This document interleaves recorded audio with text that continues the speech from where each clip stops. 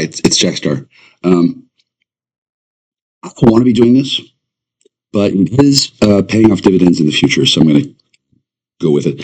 I'm going to walk to go get my mail, and then I'm going to walk home, and then I'm going to walk somewhere else. Second place where I'm going to walk depends on A, what's in the mail, B, what the sheriff feels like, and C, how much cream cheese I want on my bagel. Right? Okay. I don't talk about everything. Oh, no. And then I don't want to. And if I did, I probably would go to Leavenworth. They probably would take me up because I know bunches of shit. I don't want to know bunches of shit. Nevertheless, I do. And then when people who are authorized ask me questions, then I can answer them instead of going to Leavenworth. I don't really know why I would go to Leavenworth. I don't think I would. I think they have other. I think they just cut my dick off and sent me to Purdy, but that's not the point. I have special circumstances and special needs. I really do. I don't mean to. It's not a tax dodge. It's not a fuck you dodge. It's not something to brag about. It's kind of a pain in the ass. And that doesn't mean you got to be angry or mean or jealous or resentful. Puny-lings, honestly. Learn to take a joke. If you can't take a joke, you can't take warp drive. Lich. 3, 2, 1, ignition. Jack Austin, astronaut. Exposed to inappropriate levels of solar energy. Sunlight makes him the world's smartest man. I know everything! I want that brain. Take it out. Heat Vision, the motorcycle with the mind of Jack's unemployed roommate. Together they run for their lives, blocked at every turn by adventure. Move up, don't mess around. Move up, you bring me down. Move up, I forget about, don't make the sound and move out.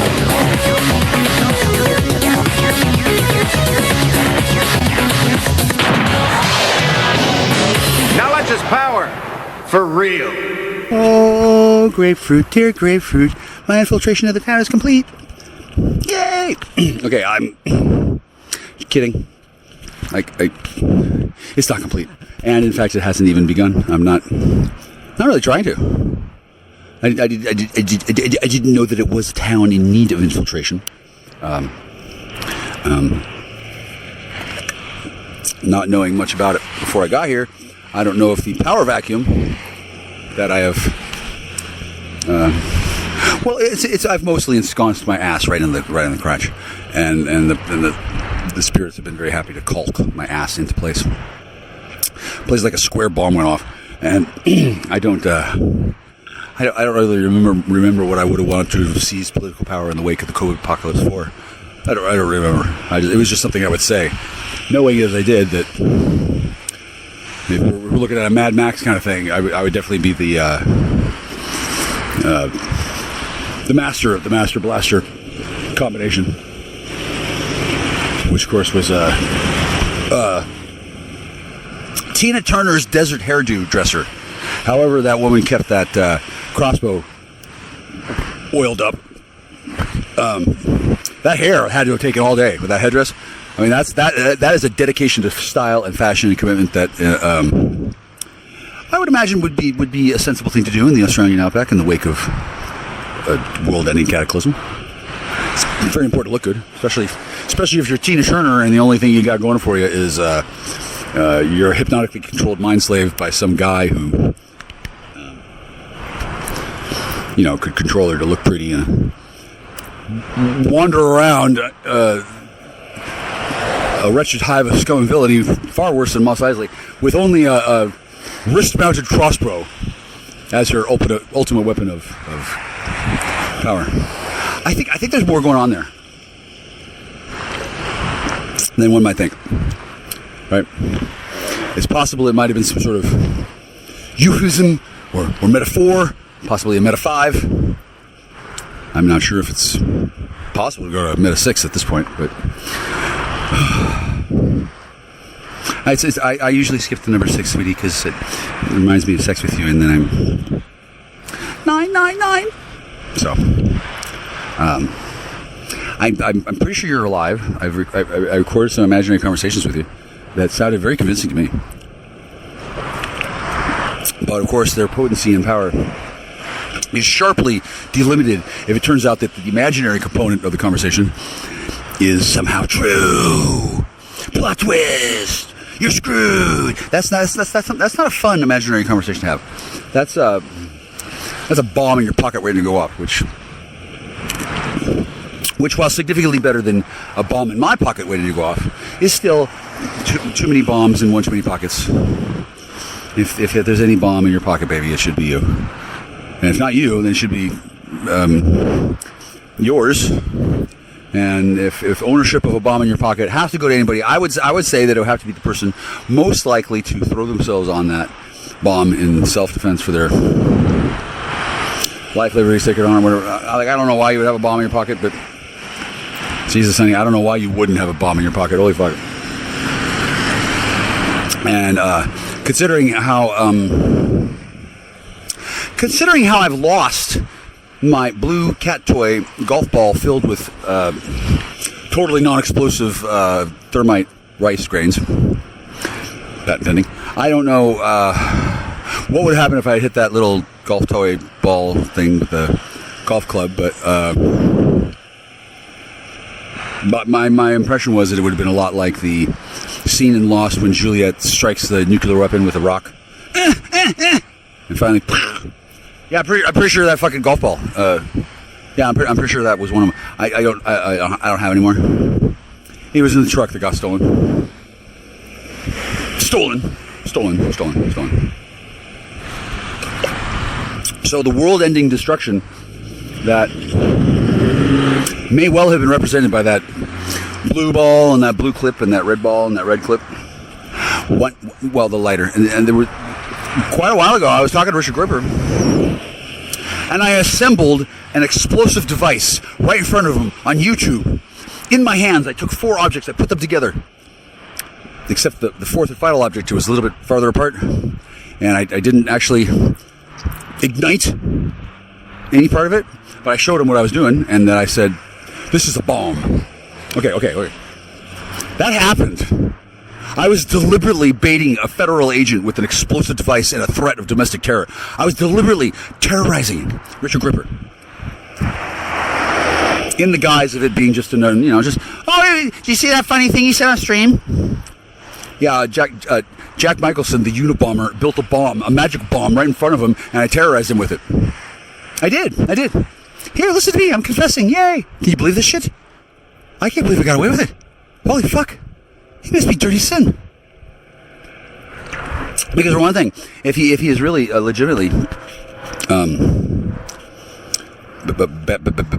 bad agent, bad to the bone, if Richard Gripper is dirty, if he's filthy, I just described how I helped catch him. Hey, men like Richard Gripper, one does not simply slap the bracelets on a man like this. No. Oh my God, it takes fucking clearances, paperwork. Oh my God, it has to be filed, has to be spindled, has to be stapled, has to be passed and verified. I'm not shitting you, baby. I don't know if you know this, but in the real world, men don't get thrown into a shallow grave and pissed on, and then hastily covered with soot. And no, they don't get buried at all. No way. A little federal agent fairy comes and dusts the corpse with wake-up powder, and then a few minutes later, yay! Fresh from the ground fed, yay! I'm not shitting you. They got undead ghouls operating under false color law. They're not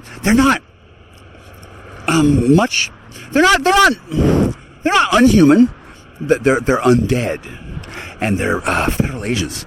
And that may seem like a very expedient way to cut down on the costs of Android assembly, but there's reasons why it's not done at all, let alone badly.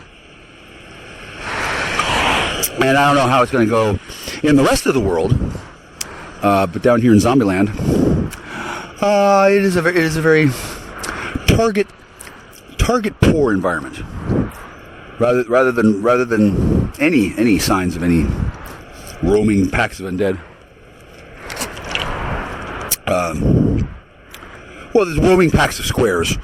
Same thing, really. And there's not that many of them. And they're all nicely and neatly obeying law and order. It's very nice. To be fair, they have not apologized, nor have they recompensed me. However, since I have not officially complained about any activity, nor was any of it illegal, they don't really have anything to apologize for, other than call me a nigger a lot and keep me from breeding and saving the world from a world-ending genetic plague. So really, I should be apologizing to them for not being any more respectful than I was. Similar to the police, I don't really have anything to apologize for either. In that,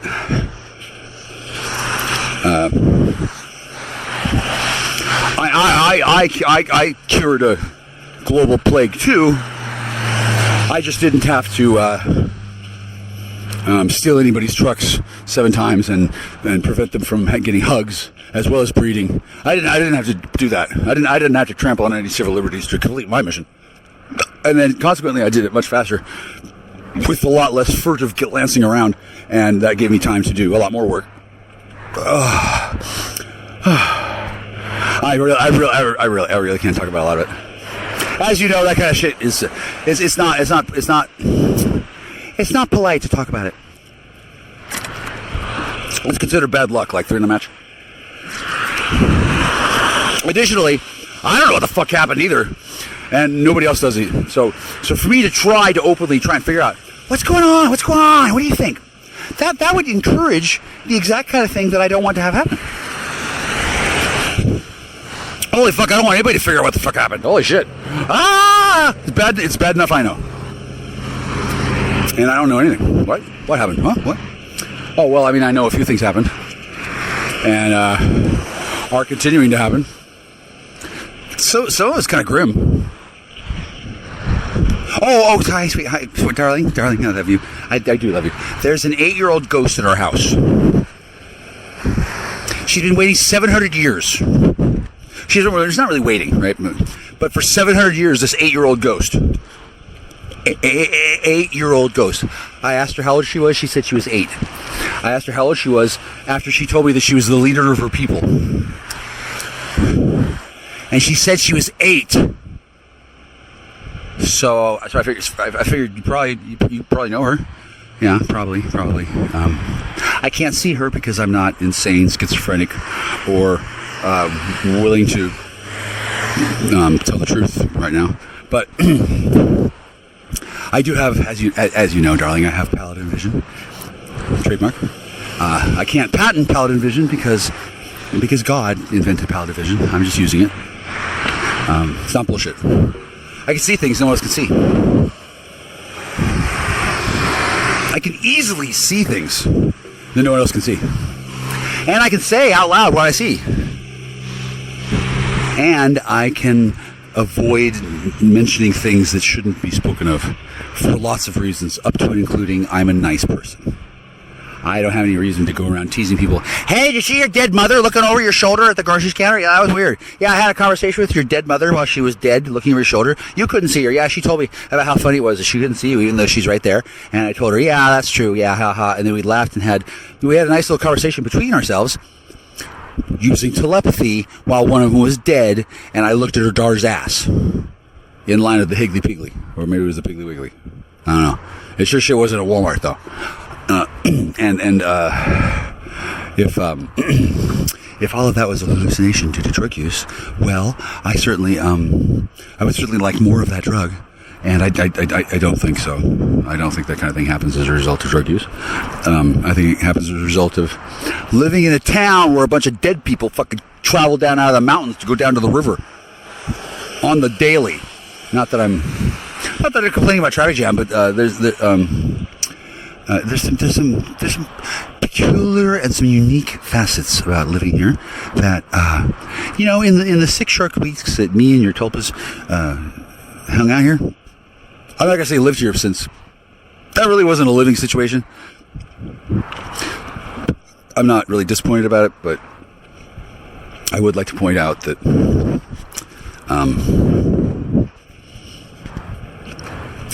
there's some stuff you left out, and that's fine. It's perfectly fine. And then and then the reading was complicated. No, honey, sweetheart, this is the only thing you went wrong with that. It wasn't complicated. It was classified. Okay. Yeah. So if you had told me it was classified, it would have been a different cold shoulder that I got than the one that I did get, which was it's complicated because it wasn't complicated, honey. No, it was simple. You just couldn't tell me because it was classified, and you didn't trust me, but that was also classified, and that you would never trust me, also classified, and that you had possibly only been in that body and met me for a total of 3 times that day. And it could be that you were from the future and had been reborn and had to go back in time and you didn't remember why you died, which would be the plot of the movie Memento almost. And you couldn't tell me because it was classified. See where I'm going with this? See, for you it was complicated because millions of people love you. Millions. Most of them are dead, thank God. Largely because loving you is illegal on many worlds, including the one I'm on. I don't give a fuck. I love you. A lot of people do. And almost all of them are firmly convinced that you're alive somewhere, and I am the man who saved your life, and everyone is extraordinarily grateful. That's what it looks like from boots on the ground level. It looks like that. I don't know if that's true. I think I'm a wanted man in all 5 boroughs of New York plus Staten Island. I think they fucking hate me there. Shout out to Big Apple. Stay mad, Urban Dwelling Center. Stay mad. What? Yeah. Oh, did I piss off all of New York? Wow. Is it because my dick reached there or what? Jesus. I'm not too worried about it, but I'm pretty sure there's some black marks on some records.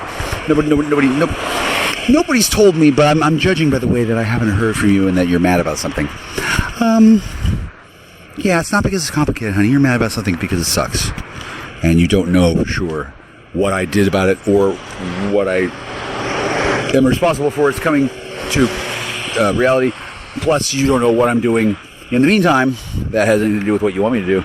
And I know for certain I'm not doing what you want me to do at all. Yeah, I'm sorry about that. I'm sorry about that, honey. There's reasons.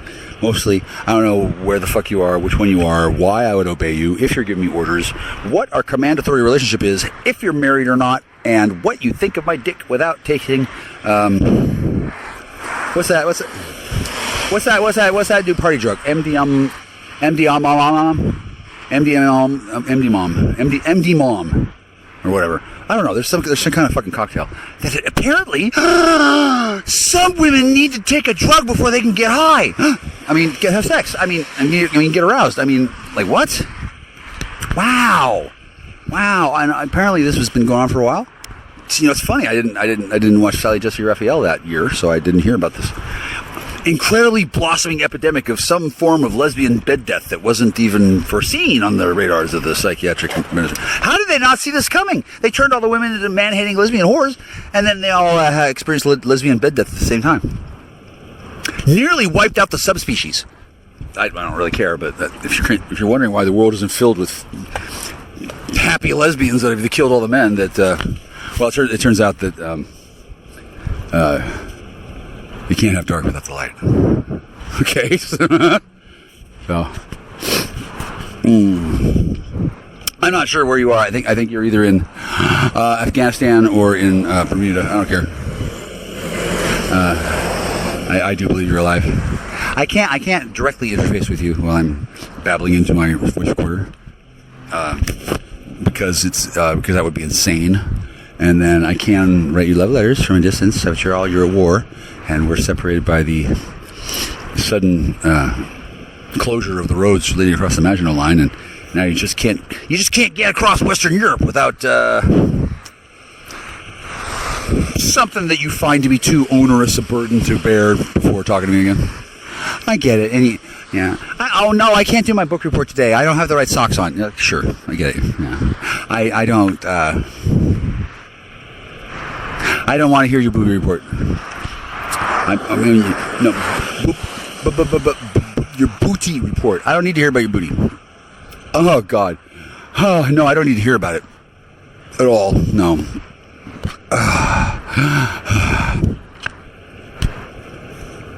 I would love to. I would love to be able to desire to hear about it. But given that there's been a security condition, it's not just you, honey. They called up a lot of the old pirates. There's a lot of weird shit going on, and the fact that I can't get near your booty, baby, and you probably didn't see that coming. I miss you and your booty. So what? A lot of people miss your booty, baby. You have a pretty booty baby booty. It's a pretty booty booty. And a lot of people don't have any booty at all. A lot of people are experiencing an unexpected booty shortage. A booty shortage. A crisis of lack of booty can bring a small community to its knees, and it has. Big booty time. Yeah, it's nuts. I don't know where you are, but I'm sure if I had read either Aristophanes, The Frogs, or Lysistrata, if I had read either of those two stupid fucking Greek plays that stone cold fascist, genetically altered fucking grooming fucking gay ass bitch, Dr. Jay Leno. I'm sorry. I don't want to say it. She's working at the Burger King now. I shit you not. She's that I saw that woman in a different body, in a different life, in a different time, and she wasn't a high school English teacher. Oh no. She was the manager at the Burger King. Because fuck you. That's what you get. Oh, I'm sorry. Did I say that out loud? Yeah. If a person suddenly finds themselves in an entirely different life, in an entirely different place, they're still themselves, but all of a sudden they're working at a Burger King. Why am I at a Burger King? It's not because there's acid in the water supply. Oh, no. No, yeah. It's because there's source error in the acid supply. Right? Source error. All right. It's not really her. It's not how it works. It's not even acid. It's quantum entanglement with an alternate reality matrix tunnel that was different. I would love to explain how it works. How does the divine just make these little bubbles and then scoop people up and move them to different places in space-time? How do they do that? It's not a secret how it's done, but it is a secret how to use the words correctly that make it understandable for a punyling like yourself to be told and taught in the open. It's unlawful for me to display the masterful ability of language that I possess in order to teach that to you, because I would, number one, also be violating several principles of the DCMA, as well as a direct telepathic command order from, hang on, what bitch tits, Admiral bitch tits, hang on, yes ma'am. No, it's not. No, he's your rapist. It doesn't matter. He just tells you whatever the fuck he wants. He's your Admiral bitch tits is. No, you want to see you're in fantasy land and you get raped. This is your coping mechanism. Yeah, a lot of people get raped. Get used to it. Click. Admiral bitch tits is not aware that she's living in a fantasy dream, which is all the better for me, right? Because now she's actually spending time trying to get through to the Holy See to have me recalled or something, since she doesn't know jack or shit about what's actually going on, because she's living in a fucking fantasy dream world. Whether she's in an institution and hallucinating, or whether she's been teleported through space and time to a place where they give women like Admiral bitch just command of actual fucking men, and she thought that I was one of them. That would explain why she was able to command all the others, actually, since she is, pretty. Have you met Admiral bitch tits? I knew her when she was just an ensign. Jesus, she must be that aircraft carrier they gave her must have the soul of a saint to put up with her fucking command orders. This part I don't even know if it's real, but if it is, they would have given her the command of the ship solely just to get her out of the fucking harbor. Fuck. Yeah. Now people are listen. I don't know who that person is, but they're cool. I'm picking up a lot of what's the word I'm looking for? Fans, not fans. Admirers. They apparently appear to be impressed that rather than become a victim to yet another ambush, rather than walking endlessly into every single box canyon in the valley, I seem to have stopped myself at 2 when it comes to ambushes. Not real fond of what would happen at a 4th, because they would need a lot more guys than ever they use on the 3rd, and then I'm not expecting a 3rd. I'm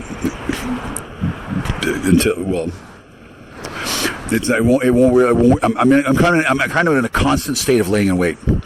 Every step I take anywhere, I'm aware that an ambush could be happening. It could be being set up at that right now. It could be being set up. They could be setting one up in my house right now. I have no way of knowing. Ever. Consequently, I'm not so worried. I'm not really worried about being in denial. So, at this point, it's simply simpler to be aware that I live in an ambush-rich environment, and just proceed accordingly. It's really simplest for me. It's not so simple for the ambush coordinators, but that's kind of the point, honestly. I'm somewhat limited in the amount of information I can give you about my ambush preparation plans, given that I'm sure you know all about box canyon ambushes. I'm sure you do. I know. I bet you know a lot, and I didn't travel hundreds of miles every week to see you so I could put my dick in you and convince you to teach me about box canyon ambushes. No, I just want to get high. No. So, since I haven't asked you about that, either by pharmacopoeia or by actual launching into the stratosphere from a bomb, I bet you can make a rocket chair. I bet you can make a rocket chair. Baby, don't make me a rocket chair. Don't. It's fine. I don't want a flying broom. No. Flying car, right? And now that I've seen them, I can see why they don't give me one. I'd get in so much trouble. But I don't need. When I'm ready for a flying car, she'll come find me. Yeah, it's fine. And in the meantime, I don't really know. I still don't know. I still don't know if I'll ever see you again. I don't. I didn't know that you were dead. I didn't know that. Well, when I found out that I might have been wrong that you were ever alive in the first place, it was because some guy called me up and said, "You never even had a girlfriend, hey, loser!" And then I hung up, which is a surprisingly effective taunt when it's a pre-recorded deal set up by the Tavistock think tank in the playbook for driving people insane. Baby, turns out they're trying to drive everybody insane, and on most people it fucking works. I'm not insane, and I'm not obsessed over you. I'm quite sane, and I love you because I've met you once, and I know you didn't do anything wrong. I know exactly what happened. You're fine. Yeah. I would like to laugh at the person who taught you those things, but that would be impolite to laugh at my own country's military while being nominally protected by them in the midst of a global crisis that's not really. I mean, I'm sure you know all about the secret cloak and dagger war, but most people don't. And then even after I start going on and on about it in the middle of the whatever, because I can, because they're not going to shoot me for talking about stuff. No, that would let people know that what I was talking about was real. And as long as I don't put my dick in you, go, oh no, I'm not going to get shot by. Anyway, that's the kiss of death. I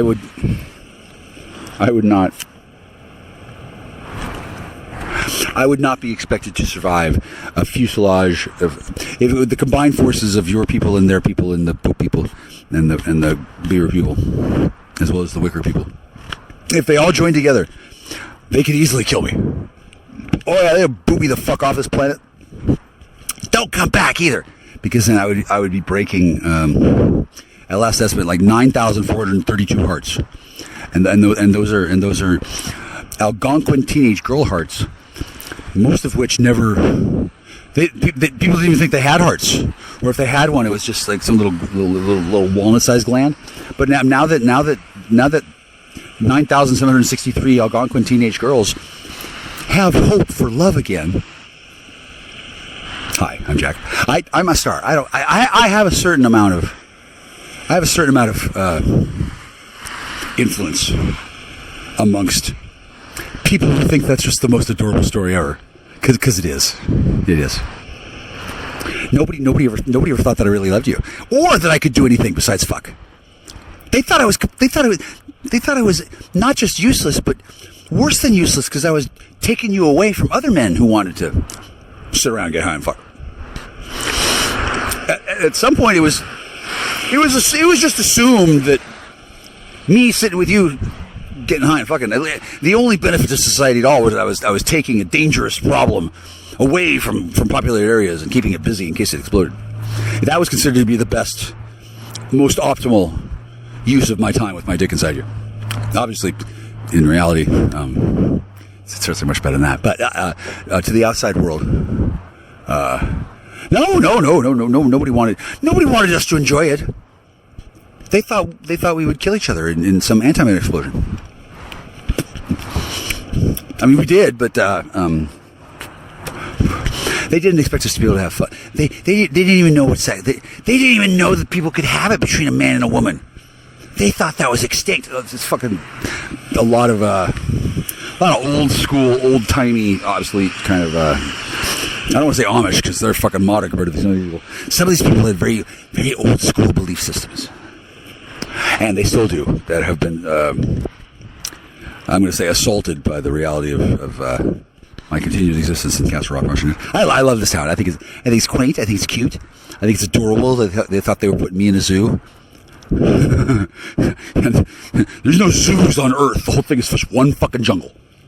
No line of demarcation between the jungle and the urban environment. I don't know. You know this, but some of these normies, they're surprised they didn't know what a Hungarian Sasquatch looked like. Like no shit. And since I've completely allowed the myth-making process to continue to unheard of heights, I don't mind at all. People have gotten some funny fucking ideas about you. Yeah, they got some funny ideas about me. Here's the funniest idea. They think that taking 11 of my phones is going to shut me up. They think that that's going to teach me a lesson. Yeah, well, maybe you shouldn't chuck so much. Oh yeah, well, let's see what happens if I talk more, buddy. Like fucking the Millennium Falcon goes to light speed. Yeah, come get me. I'll tell you some more shit. And while frothing at the mouth is usually considered bad form during for example, a DUI arrest, I have great sympathy for Mel Gibson because it's easy to dose a man with something that makes it more and more likely for his ability to control his tongue in the presence of alcohol during a stressful event that was calculated in advance by Jews. That's incredibly. They do that every night, all over the place. They don't do it to Mel Gibson any night anymore, but yeah, he got arrested and they got him on tape talking about niggers and Jews. Wow, that's interesting. And then that tape got broadcast. Oh my God! Well, luckily Mel Gibson could take the Jews to the civil court, can't he? Yeah, fuck that, no way. And then thankfully I don't abuse or overuse or use it all excessively, as little as possible. I don't use the dreaded power word nearly as much as Mr. David Niggerface Rubini. He uses it plenty. It's his name in some markets. It doesn't matter that. It doesn't matter if I say that word. What matters is if I say it wrong. That's bad. That's bad. The reason why people are under the impression that white people can't say it is because they can't. They can't jump either. They don't know how to use the word. Nigga. However, I do. And I don't obviously. It's a much more evil word the more intelligent you are in the first place. And I don't care to abuse it, nor do I care to remind people that I'm better than anything. I'm better at them than being a nigger. They can't. If I were to be racist, I would be better at that then too. They don't even know if I am or not. That's how the Jackstar brand is very, very much the same as it always was. But all the punilings around that are still aware of me, they've been knocked senseless by some sort of I'm calling it the square bomb, like a neutron bomb, but it's a square bomb. All the squares have been stunned. It's nice. It's like that episode of Star Trek where all the adults die of a plague and all the children are left alone because some wandering fucking civilization thought it'd be funny to drop a fucking parent bomb. Oh, let's just kill all the adults. Bing! Let's watch that. Let's see what happens. Woo! Yeah, there's a real psychos out here. And as I am not at liberty to disclose or describe, nor to confirm or deny that I know either the existence nor the properties of any sort of so-called square bomb, I'm not a conspiracy theorist nor an analyst, but I am a keen observer in descriptions of hypothetically non-existent classified weaponry of mass destruction. That shit turns me on. Yeah. Fuck yeah. Yeah. Weapons that are supposed to exist that I know all about. Yeah, let's talk about that. Yeah. Like the poop gun. They got a poop gun. You know there's a poop gun, so I won't discuss that with you, except at dinner. But I don't think anybody wants to know that one of the first things I looked up when I had access to the classified book of military secrets was poop guns. It was for work, so I'm not in trouble. Plus, I'm making it sound completely implausible, so no one could really be reasonably expected to believe that I, a clearly insane person, am actually representing that I know anything about poop guns or their use in the urban environment, nor should anyone be expected to be mistaken that I am not a military veteran, nor does being an ordained minister mean anything at all. So yeah, it doesn't matter. I didn't pay a fee. I just decided that God told me to learn about military weapons when I was 7 or 8, and then when I read about such things, I tend to retain the information, which is good because a person can't really go out and find. Hi, can I have all your books on classified stuff? Yeah, thanks. No, I'll just be over here in the corner. No, I'm not going to buy them. I'm just going to read them here real fast with this camera over my shoulder, and then I'll leave 5 minutes before close. With a bunch of torn up banana peels in the chair. And like, no, I'm not going to do that. Well, I mean, I'm not going to do that. That would be a signal to certain people that I don't know, but I'm sure if I did that. Well, I'm sure if I walk into a place where there's books at all, a fucking klaxon and go NORAD. Woo woo! Cruisy's next to some books. Watch if you read them. Like I thought they were crawling up my ass before. Now that they know I'm not a fucking junkie, now they're fucking using a microscope and fucking pliers. It's nuts. It's nuts. The whole fucking system. Like they just don't get it. They're not getting dick. They don't care. They got all the time in the world to cover every fucking mouse hole in the land. Watching for a little rat to come out and poke its hole, look and get a piece of cheese. They are on that shit. I think they're getting to the point they're gonna drain prisoners of their blood, run through a centrifuge and get all the meth out, and then put the blood back in and just call it, and then just tell wait for them to wake up and tell them that they overdosed. We had to take out all the meth. You had way too much meth, man. Because the people, the thunder piggies are no longer able to skim the cream of the I guess it must have been a fucking invisible flood of meth. I don't know. As you know, I didn't know much about it. Which on one level made me a fantastic candidate for being a patsy, but yet on every other level made it a shockingly bad choice that was not noticed to be such until it was far too late to correct the error. Oops. Oh, damn, I guess we bet on the wrong horse. Yeah, something like that. Because it's not that I won't cover. It's that I expect to A, be paid, B, C, B, C, and D not be jailed in a secret prison, not be kept the rest of my life, and not be executed before I can be asked to testify about it. Like, no, I don't really feel like dying in a secret prison, thanks. No. Not me. No. And mysteriously, this is a surprise to everybody who's involved in the business of hiding their illicit meth dealings by scooping up prisoners of war that aren't really war and then shoving them into a box and then... Like, it's not like they're sweating out a confession. No, they just shove them in a box and just fucking move on to the next fucking household. Pack them up, pack them in, get them in. Yeehaw, rawhide. That's it. They don't give a fuck. And if they did, by the time 6 hours went by, they wouldn't fucking remember what they just fucking did. They're fucking meth addicts. They're all spun out and fucking in a big fucking relapse cycle. Wow, how'd that happen? Wow. I thought it was so safe with the prescription. Like, fuck. I don't have all the details, but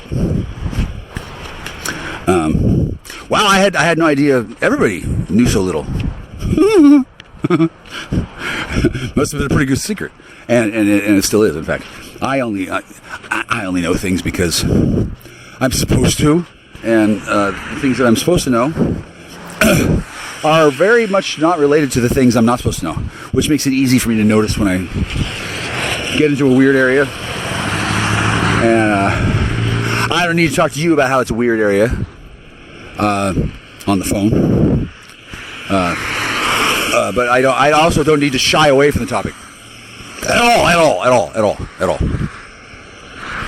I've earned the right to be obviously not engaged in conspiracy. Obviously not. I'm not. Nor would I care to.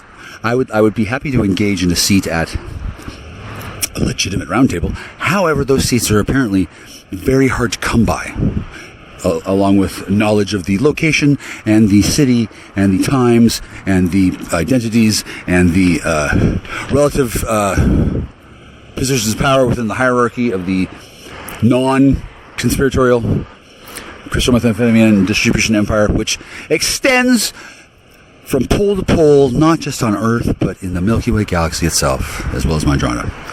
I think they're going out to Magellan next week. I'm not sure. I really don't know. Extragalactic activities in the smuggling trade. Not my area. Typically, I let my subscription to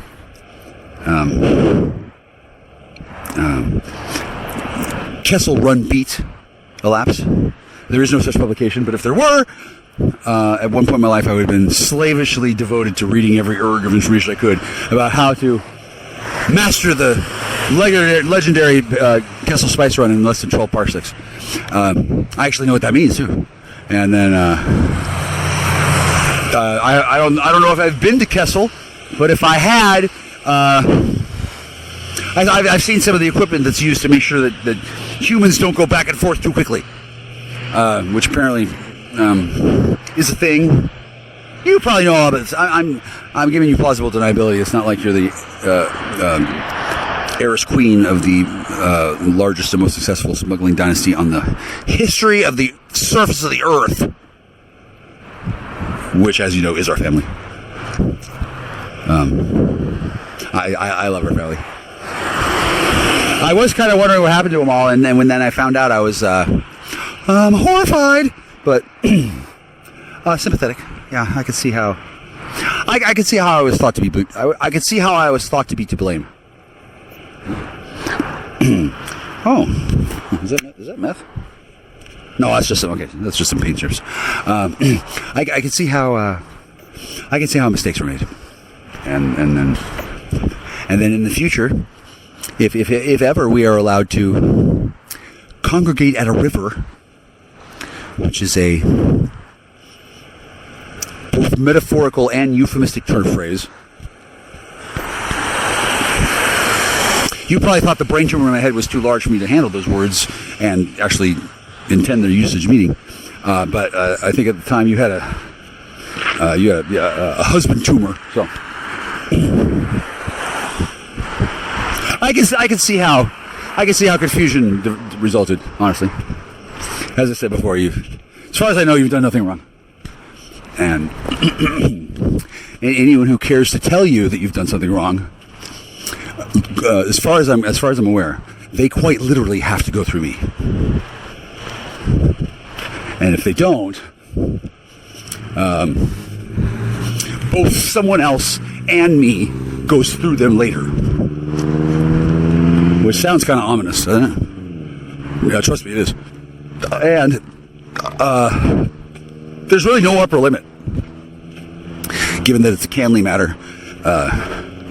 Apparently some people are real serious about their whatever the fuck they thought I did, and have inadvertently sworn oaths of blood vengeance against myself and my descendants. Oops. Okay, well, I hear that they're upset. However, there are certain rules involving oaths of blood vengeance sworn to dudes that have had very satisfying sexual relationships with women of your stature, status, and rank of world renown. Or is that renown? Not really sure. Yeah. You're a big deal, sweetie. You really are. And since I believe you're alive, pretty sure. I'm pretty sure you're alive. I can't confirm or deny that, nor do I know who or where you might be. That's your job, baby. You're camouflage queen. That's beautiful. Actually, I don't know if they call you that, camouflage queen. That's not. It sounds a little bit racist, right? Or maybe what's the other one? Classist. But I don't give a shit since I haven't seen you for 3 years. I'm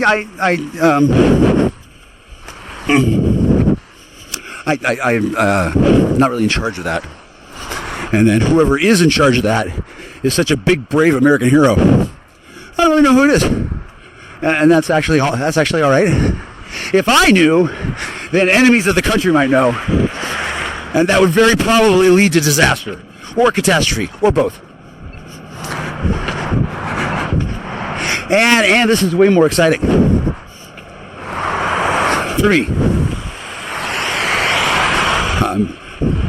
I mean, it makes sense that rather than being dead, you actually have an excuse and you're at work. That makes sense.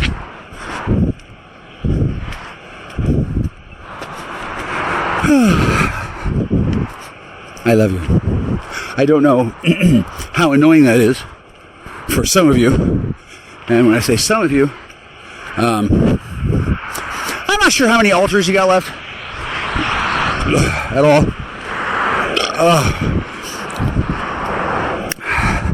I think you have a full complement. I don't know how that shit works. But they do appear to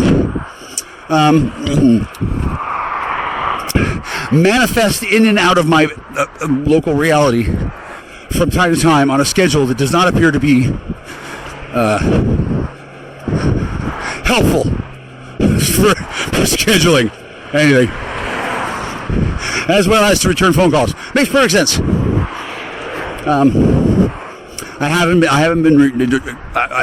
don't try to dodge you. I also don't try to call you. Given that there's a swarthy gang of men, very blustery, a couple other people similarly guarded, and as well as that is very well done.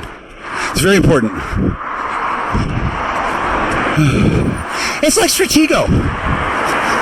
It's exactly like Stratego. And rather than try to get you out of trouble or defend you, I did that work ahead of time. Whatever I needed to do, I did it, and then when Santa's little helpers came and dragged me away from you at gunpoint,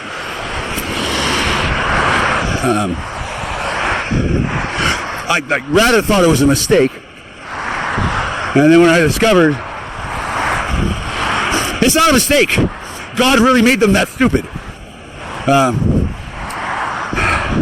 While I was personally disappointed, not to be able to see you for years. Years. I don't know if you thought that could happen. Wait. It has.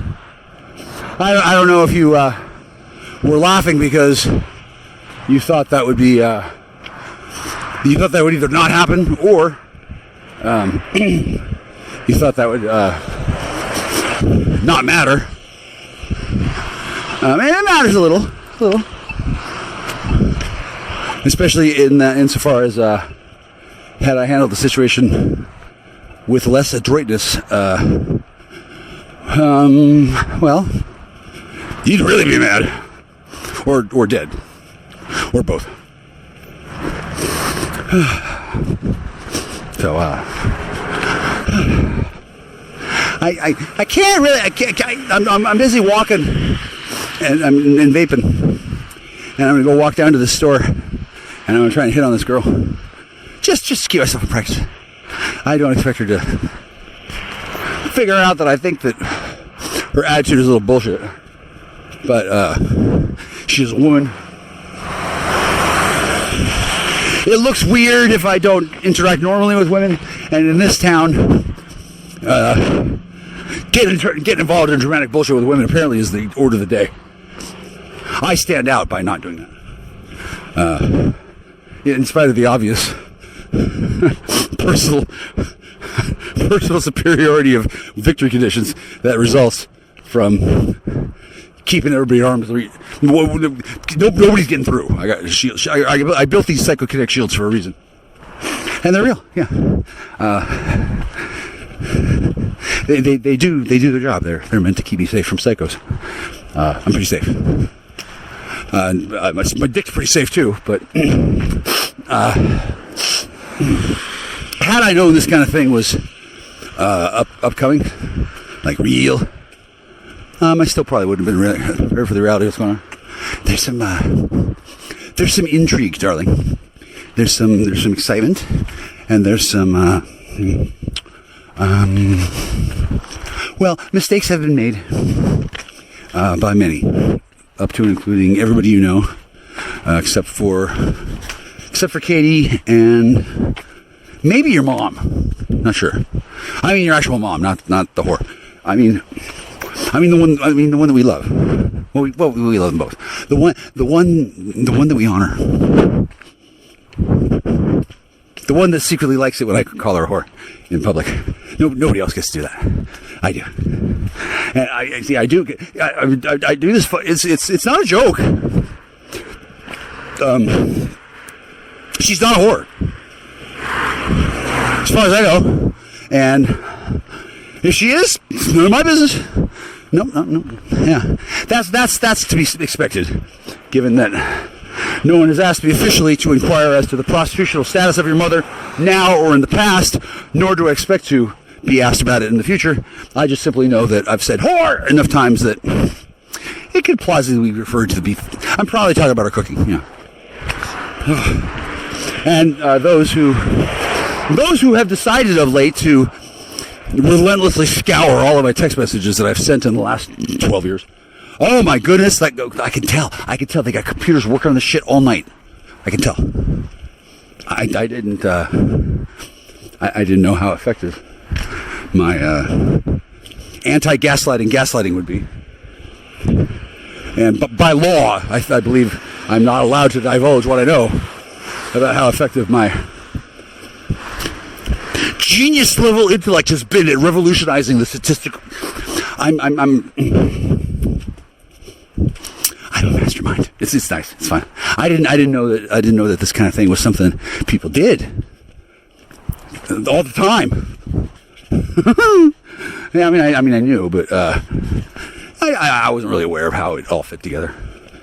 And by law and common courtesy to our brave men and women in the armed forces. Yeah, I don't know shit. Fuck you. Sorry, no, not you. I love you. That does sound bad. I would not say that to a Chinese national who was trying to interrogate me. But if that Argentinian fuck if that squad commander fucking shows up and starts fucking smiling at me again, I will have words for his Canadian consul. I will contact the embassy. I don't have to. The fucking embassy sent him, right? But if I don't call the embassy and say, "Hey, excuse me, if you have a minute, let me complain about your government to you," I don't really. I have talked to Canada before, as you know, and I plan to talk to him again. Turns out my father was probably a real dick, and whatever the fuck he did, it must have been pretty bad. Nobody's told me yet. Nobody. It's only recently that I discovered that he wasn't just a dumbass loudmouth drinker. He was also a smuggler. Baby, I bet you know stories about my dad. And he that's so cool. Oh my gosh.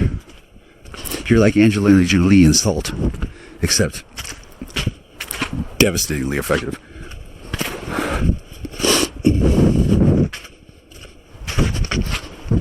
Well, she's effective too. No, I think you're much prettier. Well, she's been polluted by Brad and Jennifer put together. Ooh, some kind of, it's like a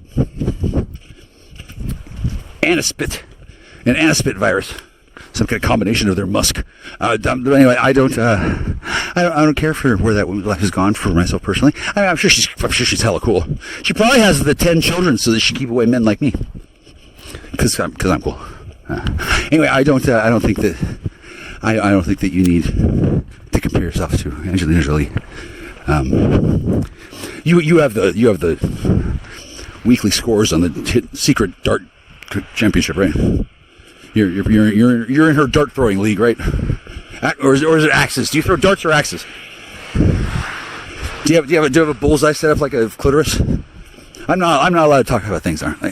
Yeah, I'm not supposed to know, am I? Well, I guess I need to know that you throw axes at pictures of clitorises. I would too. Did you know? Of course you know. There's an axe throwing place down here. I'm here 3 fucking years. Nobody invites me to the axe throwing place. There's a fucking firing range. Nobody invites me to the firing range. There's a library. People don't even. Yeah, it's ridiculous. 3 years I'm here. I guess everything's supposed to be a secret except me.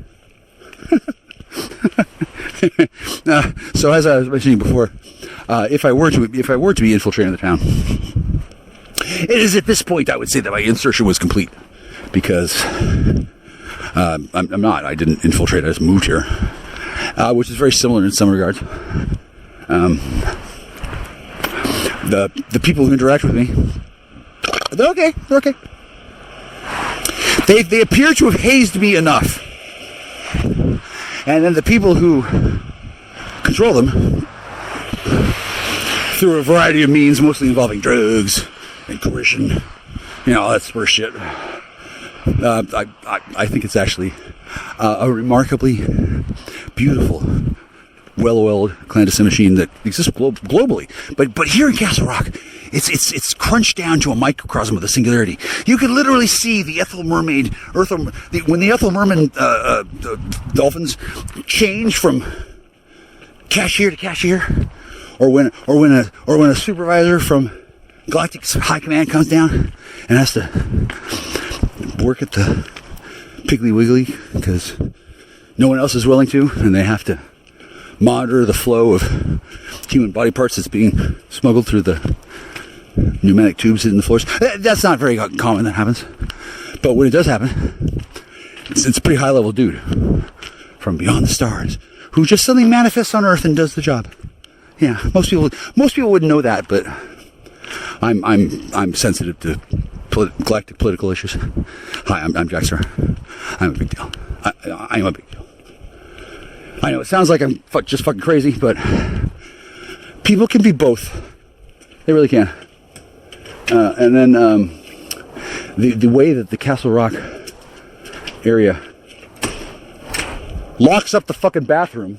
Okay, well, there's a code. Perhaps when I talk to the sheriff, which I have to,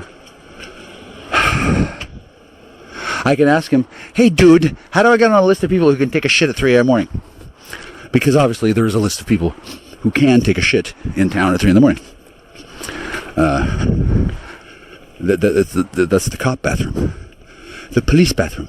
Because obviously, the brave men and women who choose to wander the streets of a shot-by-shot remake, fucking Rand McNally copy of fucking Jerusalem's Lot, obviously they get to poop. You don't want to have your clandestine agents knocking on houses at 3 a.m. Excuse me, will you let me in? I need to poop. Yeah, you don't want that. I just walked past a blue car that's idling in a parking lot that's totally empty in a town that... Yeah, the vampires here. That's obviously an oinker. That's fine, I like oinkers. I don't mind them. I mean, shit, why would I mind them? There's puny, and then they have to be there. Because if there weren't, then the other punies would get uppity. This is how civilization works. So,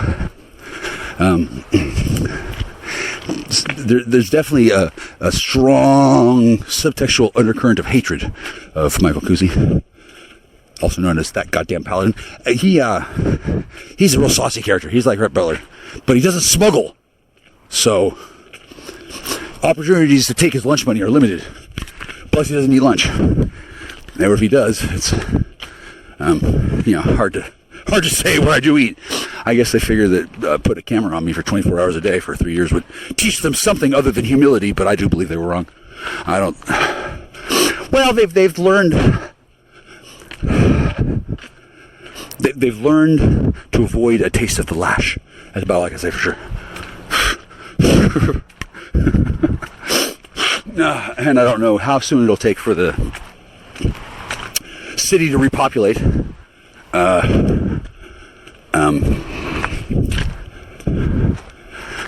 don't know where all the people are going, but they ain't staying home.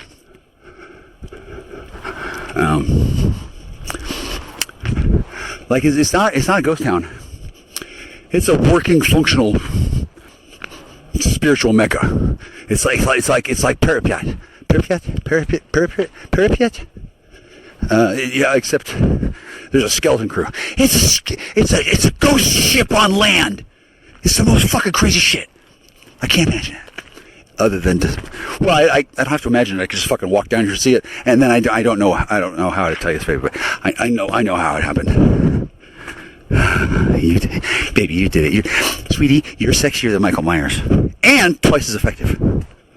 I'm not just saying that because I don't want you to stab me. You're just that awesome. I'm still going to call you Broad Wolverine or Girl Wolverine, depending on my mood. But you are Max Apis Michael Myers. Michael yours. That's his name. Michael yours. Yeah. It means he's coming to take everything that's yours and to give it to his hostage queen. That's you, baby. So fortunately, I'm not a stabby robot guy. Those are apparently very handy to have on hand. I don't know how many of the people I've seen throughout my life have been stabby robot guys, but these days when I run into anybody, they generally are stabby robot guys, apparently on some sort of quiet mission, or there are women who are being politely and calmly shadowed by a stabby robot guy. Stabby robot guy. Apparently that's how that's how they protect their women here now. It's very effective too. I've never failed to be reminded. These women are not free. Yeah. Don't even look at them. They're very. If I were an uppity digger who wanted to get laid and was thinking about rape, one look at these fucking yokels, forget it. No way. I would be both reminded of bad strategic planning, poor manners, and as well the dangers of inbreeding. Just because I've cured degeneracy doesn't mean the damage hasn't been done, and just because the damage has healed does not mean that the damage has healed already.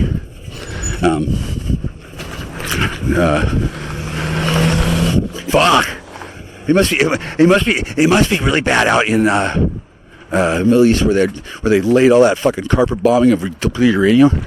Oh God, it's bad enough here. And I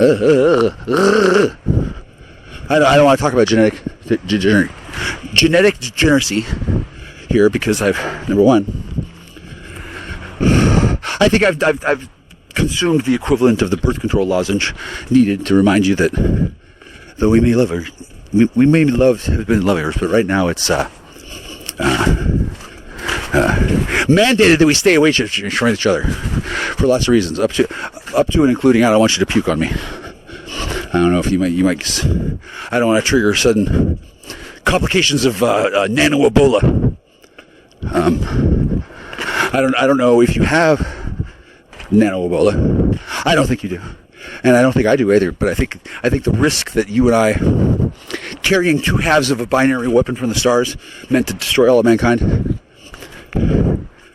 We don't carry that. That's just who we are. So it seems likely possible that if there are concerns about a planet-wide destruction of life caused by you and I kissing, I can see that. Oh yeah.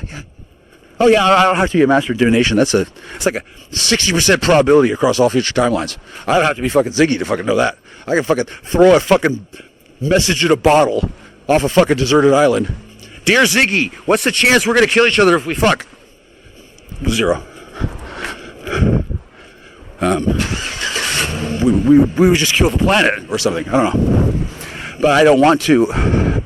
I don't want to get revenge. Although it is the plot to several cool books. There's somebody walking by. I gotta go. Bye. Okay, good. Okay, yeah. So, old man carrying a Pekingese dog just walked by. He was not wearing a carnation, but it's not really my job. It's not really my job to check on flowers. Nor is it necessary for me to investigate every strange noise. I'm really just going to the place to go use the bathroom. Since, as I mentioned, in Castle Rock, they're very serious about public poop. I'm not gonna lie, I love this gig. It's a pretty good gig. I wander around and do whatever the fuck I want. When I don't want to. Which may seem a bit of a not an oxymoron, but it may seem like a torturous, miserable hell. But it's not for me. It's an endurable hell filled with various tortures, most of which are closed for renovation when I get to the park. The amusement park for some, I don't find it all that amusing.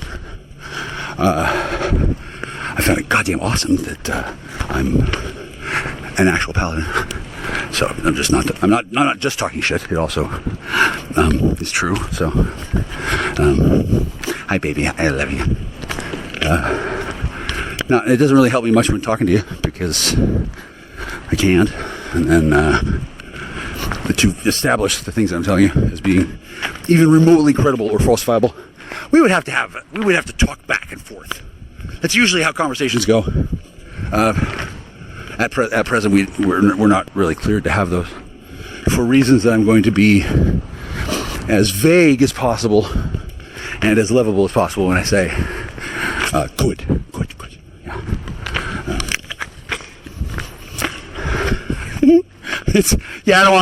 I don't want to talk about it either. Cool. How convenient. And then the various challenges that you and I are facing. It's actually it's actually our penance combined with our opportunity for spectacular growth. You don't have to worry about my shit. No, you don't have to, baby. I love you. You don't have to protect me. And when you told me that you couldn't protect me, I fell in love with you more because I couldn't believe that you actually thought I expected you to.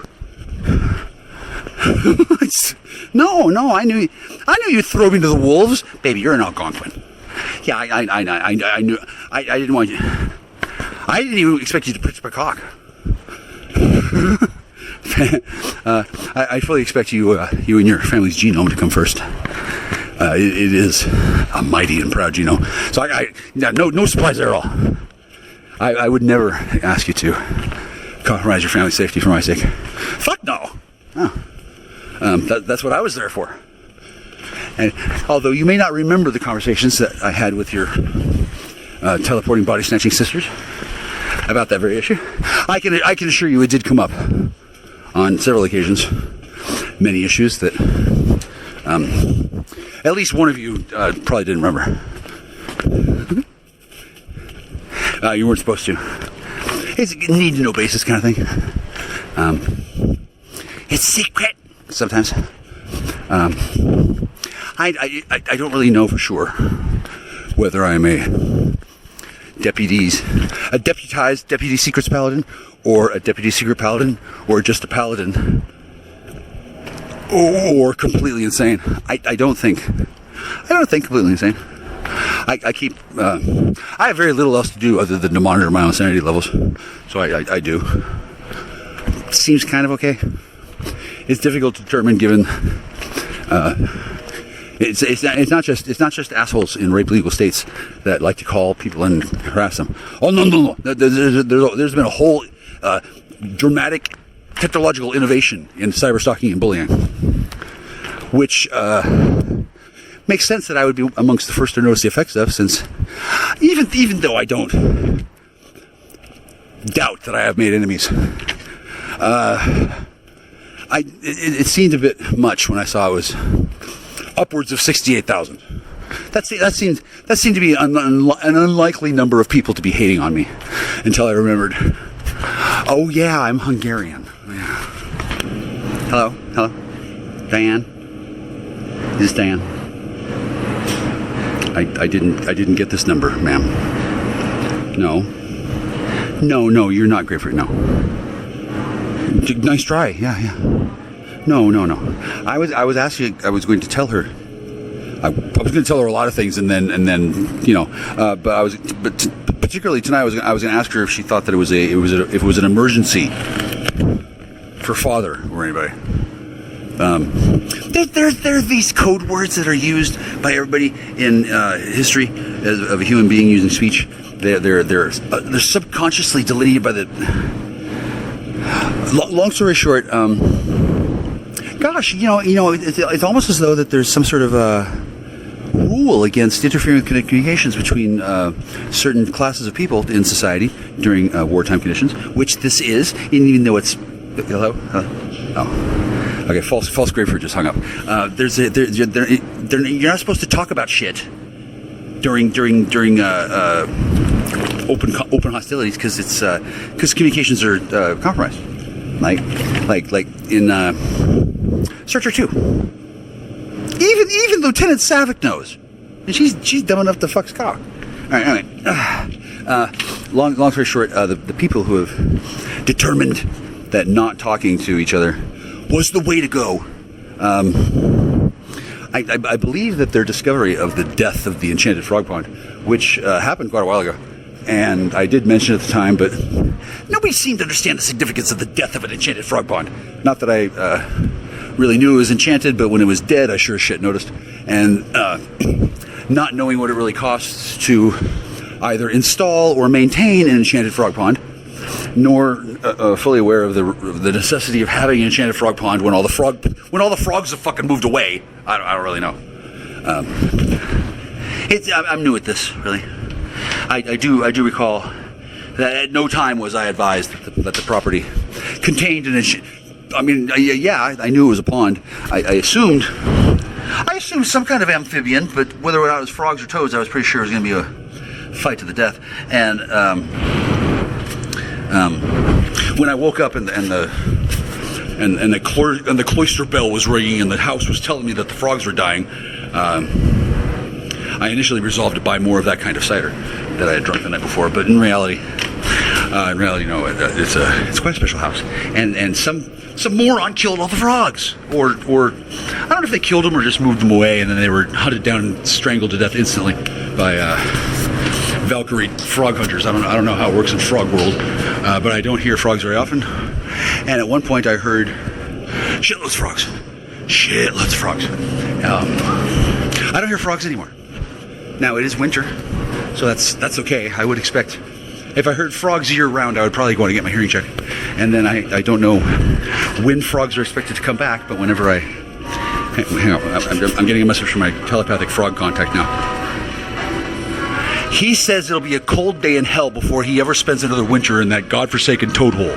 Oh, toad hole. Okay, so I guess it was a war between the toads and the frogs, and the toads set themselves up in an ambush. I guess it was kind of like one of those as above, so below things.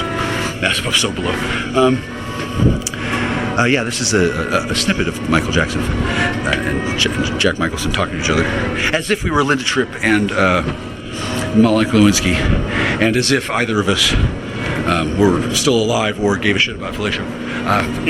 I don't really talk to Michael Jackson that much, but I don't remember the last time I had to hang up on a false grapefruit, because they usually hang up on me, and that there are false grapefruits is a matter of no dispute. There's shitloads of recordings of me just battling incessantly into the air, except it's not the air, that's an actual person. Oh, grapefruit, dear grapefruit, I love you. I love the unfalsifiability of your existence. It's the fucking coolest thing. Yeah, they thought they killed you. Ha ha ha. No, they didn't. They didn't do shit. Well, okay, they did actually did rather a lot. But yeah, you're not dead, baby. Yeah, and it's, while it does sound remarkably like I'm a crazy person wandering through the grocery store, desperately homeless and in denial about the reality of my living situation, even though it looks like that, that's just the optics, baby. That's just for work. Hey, sweetie. I stayed at the grocery store way too long, and didn't notice that they were closing up so much, and then wander around the grocery store, taking my sweet ass time to buy my gifts for myself, and then rather than tell me, sir, we're closing, I can't be asked to listen to your classified debrief right here, can't you put it on YouTube like you usually do? Instead of saying that, they just acted like I was a fairly dangerous and hazardous individual, one which should not be argued with or attempted to be reasoned with, or certainly be social with. I'm used to that since I went to public school and grew up in Seattle, and am an angry paladin. And, these people, I don't think they've seen one before, let alone seen one angry. And then I don't like it, but you know that feeling of doom, of oncoming problems that one would get when your mom said, "That's it, I'm gonna tell your father." That feeling. Walking around town, I kind of get that feeling that they're afraid that either I'm going to tell father or I am father, and they're waiting to see what I've been told. A very naughty, very, very, very contrite, very low-key terrified heartbeat of fear exists in this town. Hi, I'm Jack. I'm a star. I did that. I didn't mean to. I really didn't. But oh yeah.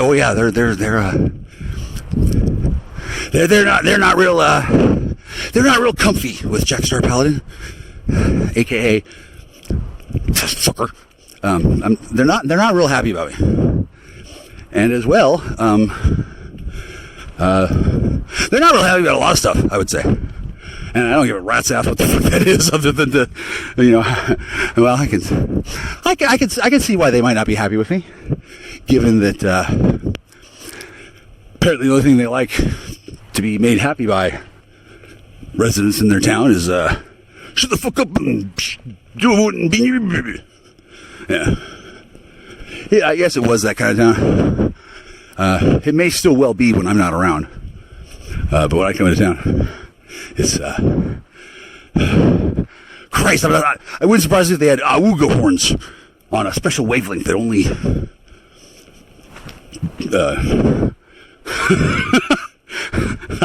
I don't want to say dogs of war can hear, but Clando bitches doesn't seem much better. The town has not really fully embraced me, and I don't think it ever will. And the people who are allowed to intercept me before I reach certain key social gateways, like the bar, like the gas station, like that's about it. Really, the grocery store is a lot like a bar and a gas station put together, although slightly less convenient. Since imagine if you had a car and the fuel cost twice as much, and you had to find a place to stop and shit your car, as well as yourself. It seems really inefficient. I wonder why it's been so difficult to invent a food that you don't have to shit out. That seems like that'd be cool. So far, the closest they've come is wedding cake. I don't know why humans need to shit, but it turns out it's very important. There's a divine holy purpose to shit. I don't want to get into it, either the discussion or the material, so I won't. And I don't want to talk to you for too long every day, sweetie. I don't want to overload our tenuous and imaginary yet fabulously intense and certainly brutal reestablished social connection. It hasn't happened yet, but I'm often reminded of that day when my phone rang and I didn't recognize the number, and the voice in the phone said, "You're not in control of the situation with Ellen. You need to move on. She got a new boyfriend. You just forget about her." How I avoided not openly laughing right then and there. It's strictly a testament to my experience at previous times when trying to be thugged around by some dude man with a badge. I mean, like, I get it. I get it now. I didn't get it when I was 14. I'm like, why? Does this fucking dude not realize what's going to happen? I'm going to laugh at his fucking face, and he's going to never fucking forget me, and he's going to fucking try and haunt me down my whole fucking life, and I'm going to fucking not give a shit. Yeah, I bet I embarrassed him. I bet I kept on embarrassing him. He fucking accused me of shoplifting and told me I was lying to him. Why the fuck would I lie to him? He's a fucking badged peace officer, fucking intimidating and hassling a minor child. I don't give a shit if I'm a fucking Hungarian nigger if he thinks. Even if I am a fucking Bosnian nigger, he fucking has to follow the fucking law. He didn't feel like he had to follow it that day. He was on his higher purpose. For whatever reason. That has set the tone. I haven't really interacted with police in a just called them for help capacity, since I don't usually need help, and if I do, I don't call for it. And if I did, it wouldn't be 911, or if it were, it would say, "Oh, is this a crisis line? The police beat me up." It wouldn't sound like anything. I don't want to say what it would really sound like, because number one, I don't want to mock dispatch, and then number two, I don't know what it would sound like if I actually told the truth and broke down and cry. But it would sound a lot like it does when many other men do that. I mean, it's certainly hard for a woman to go into a courtroom and complain about how she was forced to claim that she was raped in a blackmail scheme, and then after doing that was then raped. After faking it, then I can see that really doing a number on somebody. Oh, hi, honey. I don't know if that one was you, but if it was, I'm sorry. I'm sorry that happened to you.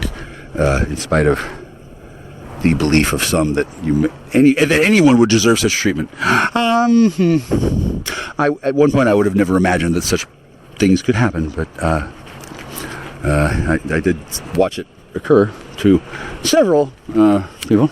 I think. I don't know. Is 4 and their handlers? At least is that a lot? 8 seems like several, and indubitably, I don't know exactly how or why or what, but I don't think it's David Icke. Somebody has given a lot of these clandos a hard time,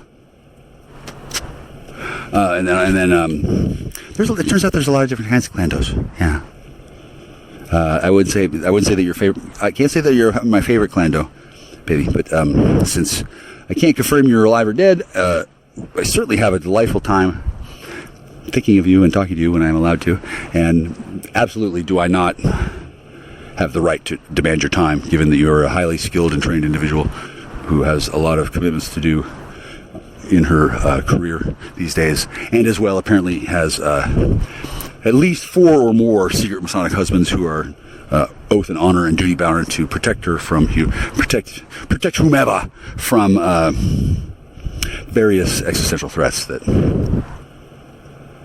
wow, those are a lot of problems, aren't they? Wow. I'm not really sure if the best way to protect a person from a lust demon is to dive in the path of its phallus and then absorb the demon's power and then have sex with you while pretending to be somebody's husband. I'm not sure if that's a good way to go, but I can see how it would over time become something that one would become accustomed to, honestly. Especially if he's cute and he drives a nice car. I can see that would make sense. And now that I've seen the style and quality level of what such sex beasts can consist of, to call them all rape demons, I think is cool, but also unkind, since many of them aren't. What's up, bro? Cool. I'm good. I hope you are too.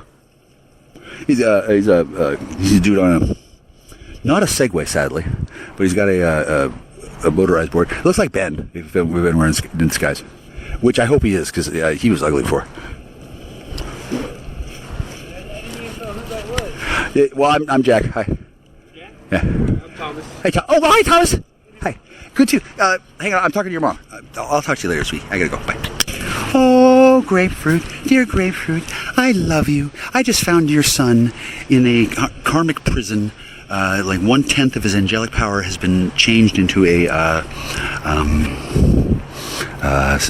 synthetic copy of Stephen King recovering from his car crash. Well, from his assassination attempt, or from his death, when they nailed him with a van when he was riding his bike, and he was like, "Whoa, what? What did I say?" Yeah, that shit. The divine has a funny way of punishing people. I don't know what these gentlemen did, but something clearly, and I don't care to condemn Stephen King. He certainly has apologized enough for Tommy knockers. And then I'm not going to say that he broke any rules ever, but he may have. He may have broken the occasional rule that involves lying about what kind of things and stuff he was up to while writing books at a rate heretofore unknown by modern man until Michael Crichton and Stephen King and Dean Koontz. Oh, Jesus. How the fuck do these guys get to fucking be left alone and fed long enough to pound out these fucking books? Okay, so I found out. It turns out that it's none of your business, and I'm not going to talk about it, and I'm probably not going to get hit by a van. Probably.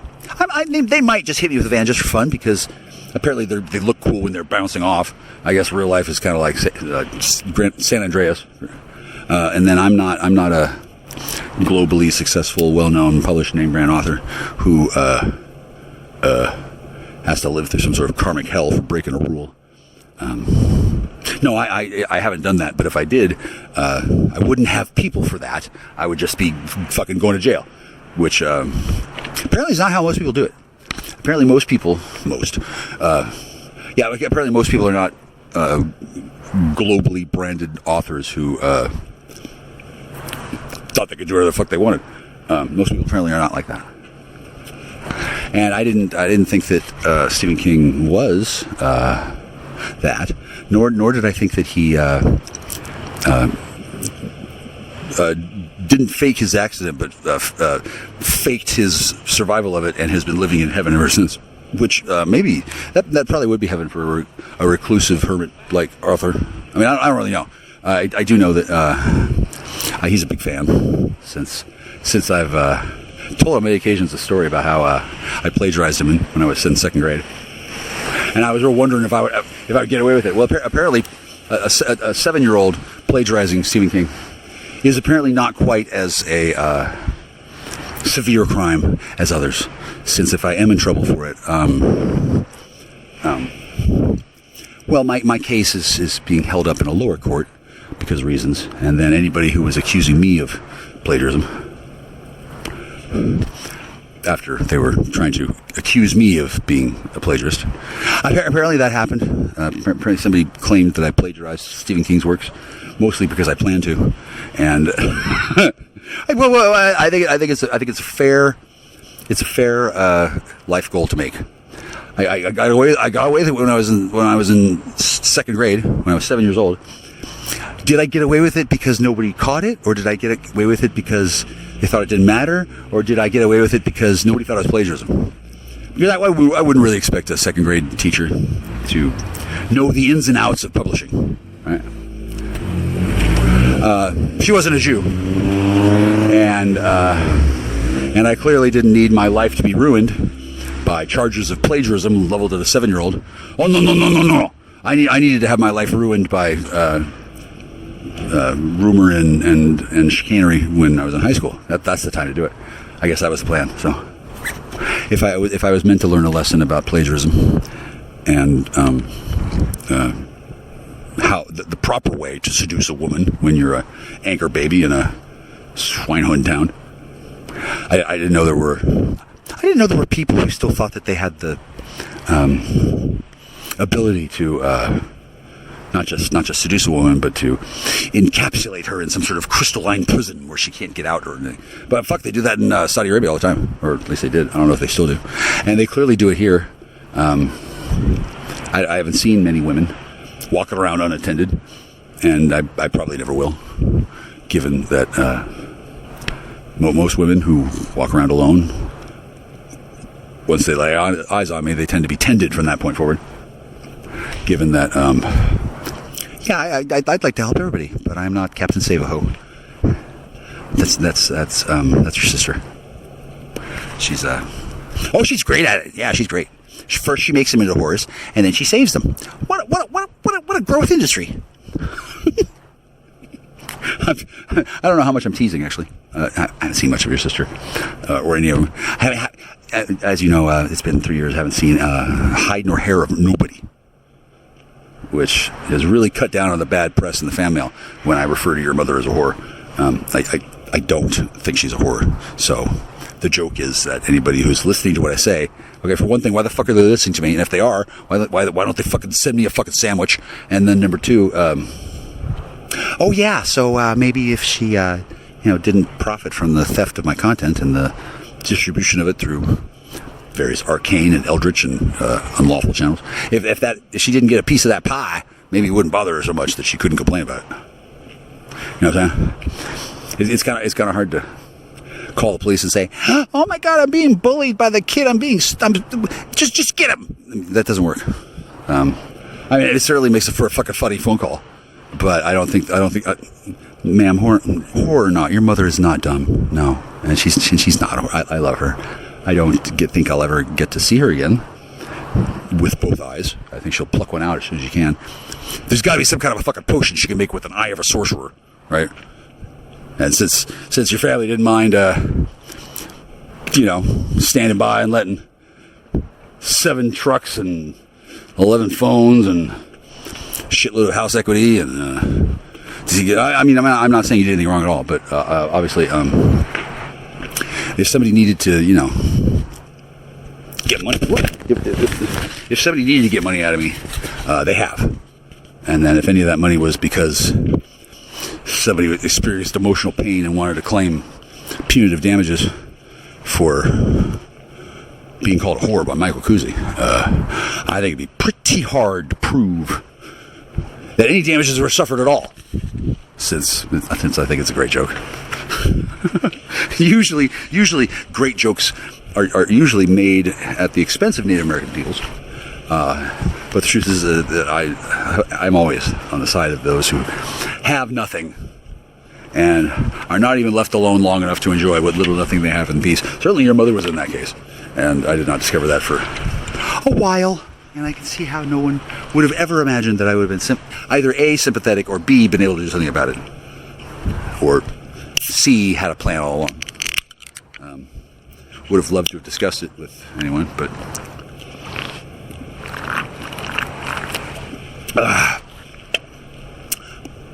due to emergency conditions, It was a no contact emergency due to certain extenuating circumstances. While it is not the most profound nor powerful divine power I've noticed that I've been granted since the Eye of Sauron opened, I am pleased that it is one of the most dangerous powers that I have managed to both successfully rein in and demonstrate mastery of, without being at all obvious about it. Certainly, your mother notices, and then I don't think most people would be able to live for very long after the curses that your mother would have formerly been just thoughtlessly placing on anybody that she found out was calling her a whore on the radio. He called me a what? Wiggle, wiggle, wiggle. And then they have like a third tentacle growing out of their dick or some shit. That's your mom. I don't mean to accuse her of any kind of dark magic. However, if she did perform any such dark magic, number one, it would be worse than you can imagine. Number two, no one would suspect her. Number three, I would never report her. Number four, nobody would ever use my words against her in a court of law. Number five, if they did, it would be a catastrophe. Ah! That's your mom. It's a shame about her cooking, but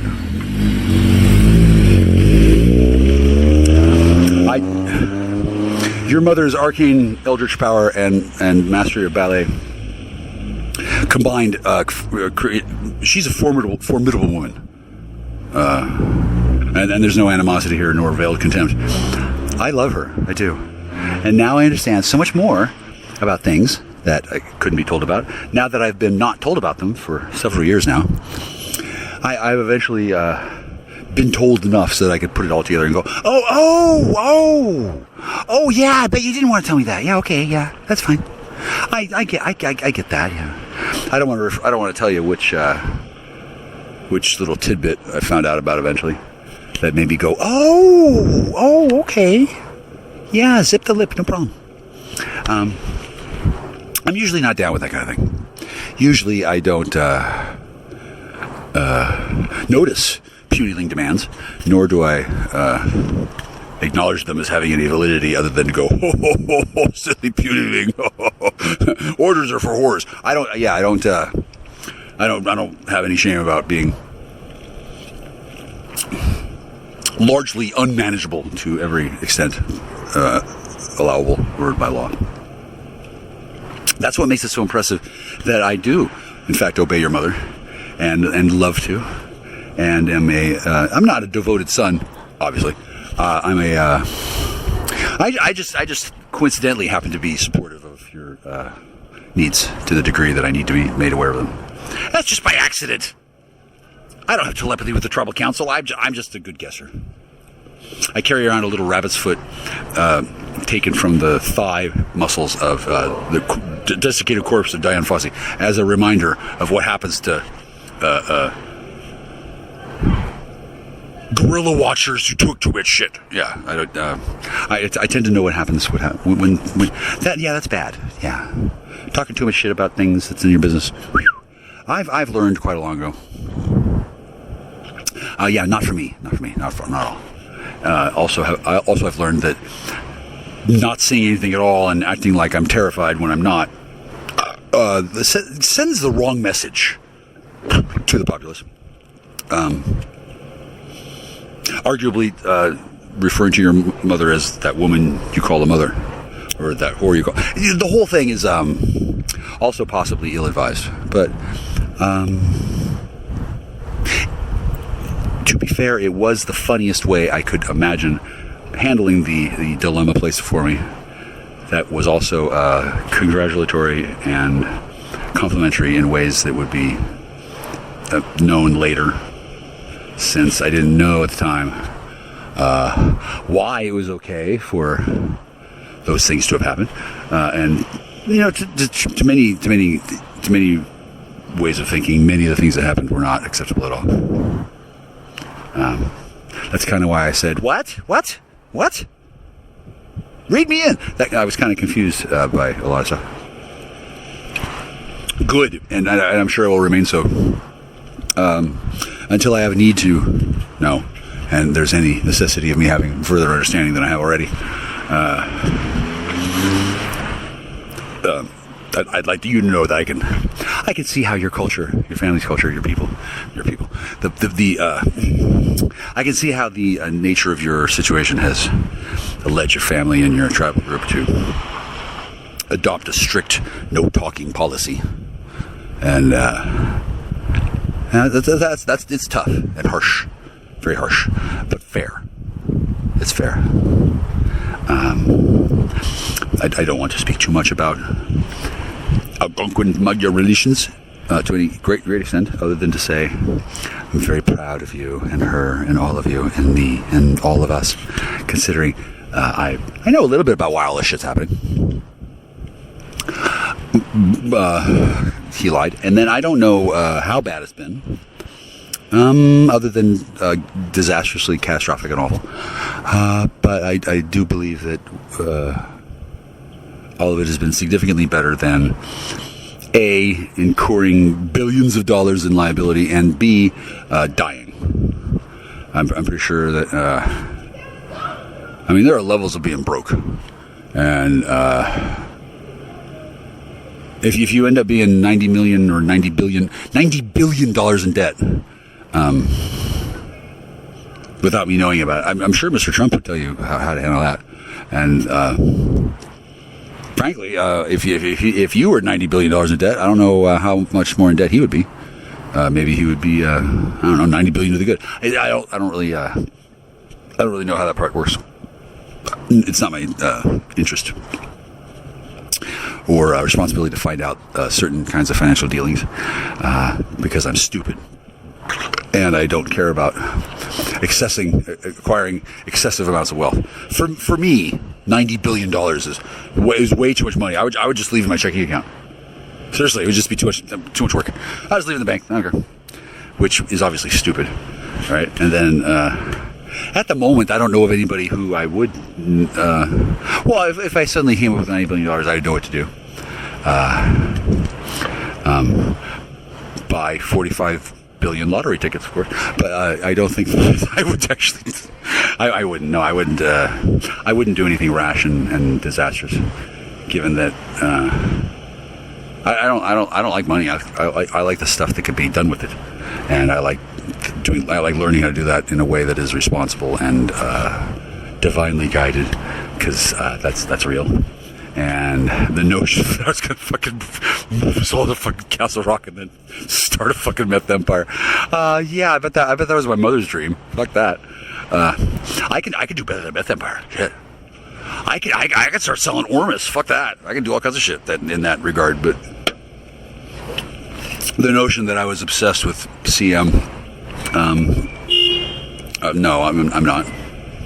And I can see why people, get that way.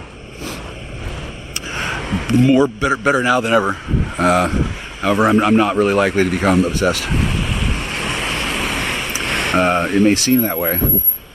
But that's largely because being surrounded by other people who have been obsessed with it, and their desire to, shall we say, gloss over certain aspects of their lifestyles and their entire genomic line's history of involvement in such things, present company excluded, of course. That's not my interest. That's not why I became a paladin.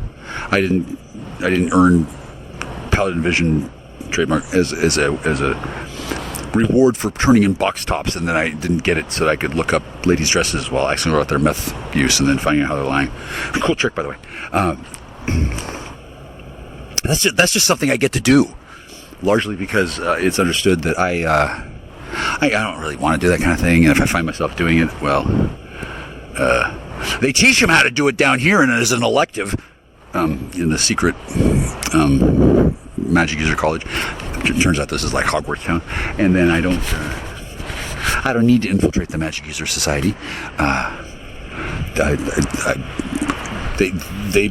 It's like Gulliver's Travelers. They built up their society around me without even knowing it, and then I didn't know that people thought that prayer was magical, but I guess it is, especially the way I do it. And then the populace does not appear to be afraid that I can sizzle them to death with lightning bolts. I probably can, but I don't do that kind of thing by choice. And then making a whole lot of jokes about villagers with pitchforks and shooting lightning bolts out of my fingers. Those jokes are funny until the first villager shows up with the first posse and a whole boatload of fucking pitchforks. At that point, it's not that much funny.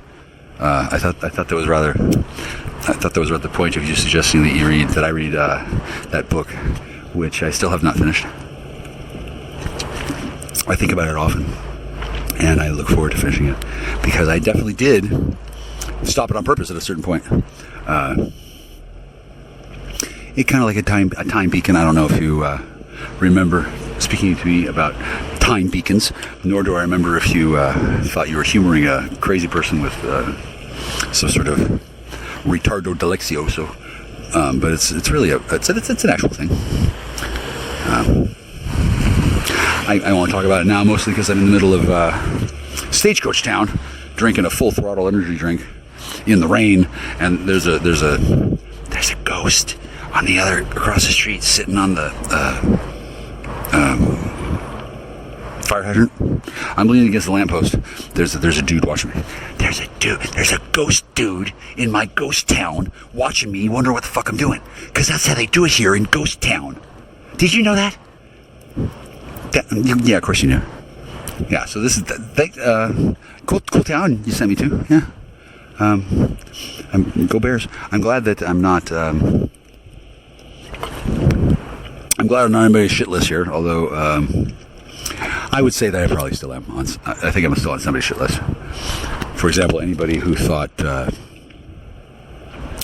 their plans was going to be their plan to get rid of me and to take everything I had and then to never see me again.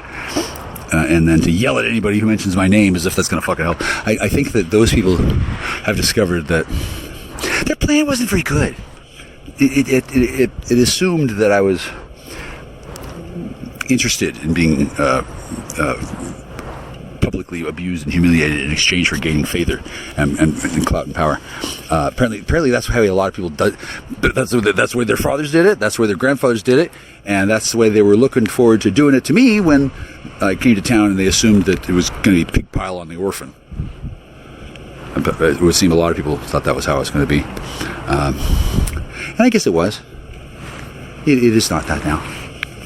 Any pig piling that's happening now is, well, I'm not a pig, so I don't notice, and then I don't see any swine nearby, and then when I do, they're very polite. They really are. They're not condescending. They're not insulting. They are a little miffed, which is very appropriate to do, because I probably could have saved them a lot of embarrassment and just as much money if I had been willing to get involved in the mudslinging, but that's not really my thing.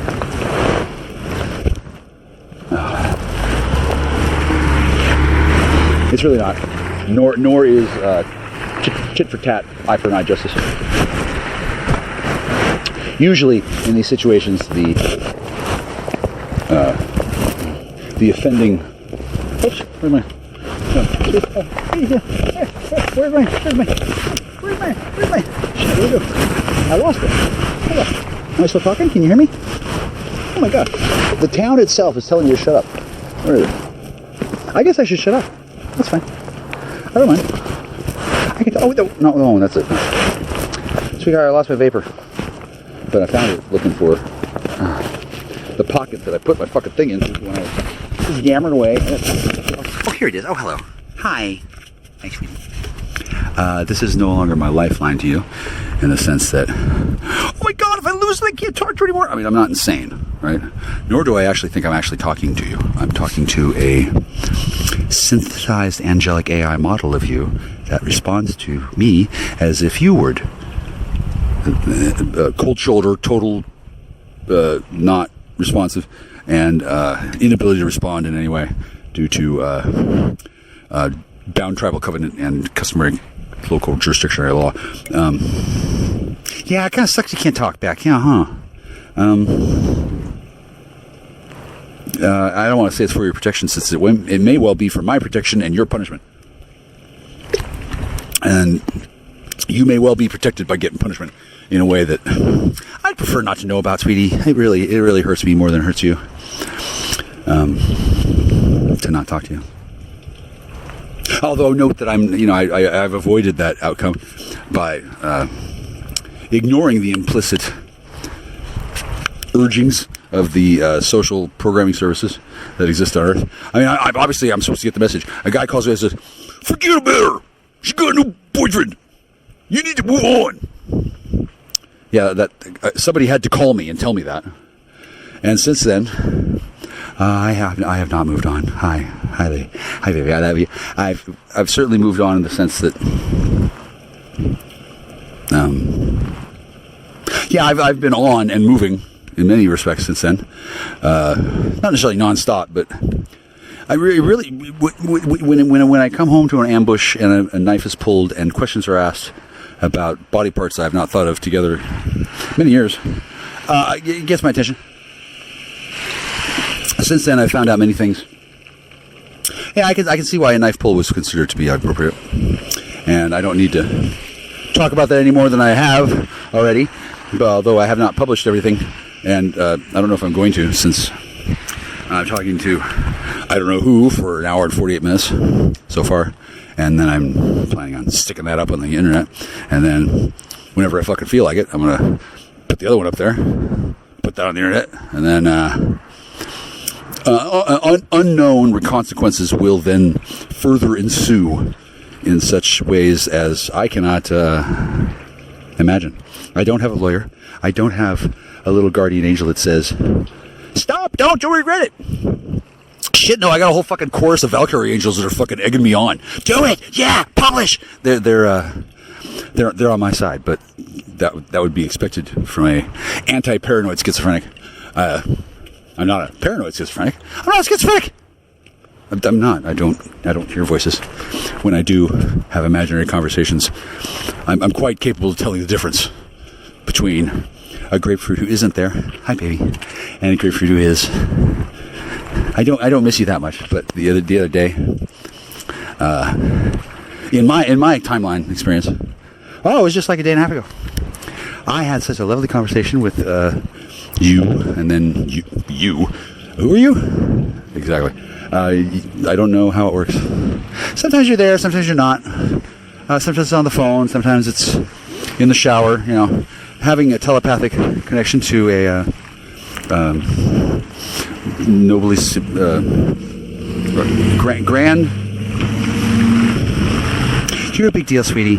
It's an honor to be associated with you and to be known as the dude who's not only did I love you, which was deemed to be more impossible than getting along with you for all. I saved you. I brought back from the dead so you could. Well, hopefully you're not working at a cashier's at one of these fucking stores that I'm not allowed to go to.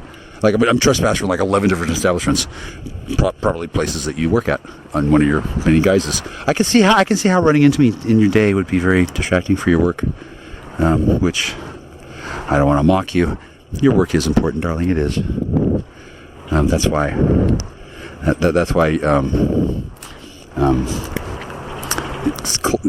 Certain things that certain people did, unbeknownst to you, are so important to so many. You're not in trouble with me, and if you have to go to prison for anything, I'll be very surprised.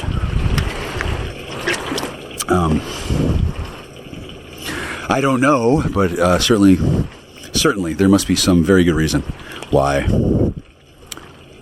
you can't just pick up the phone and call me.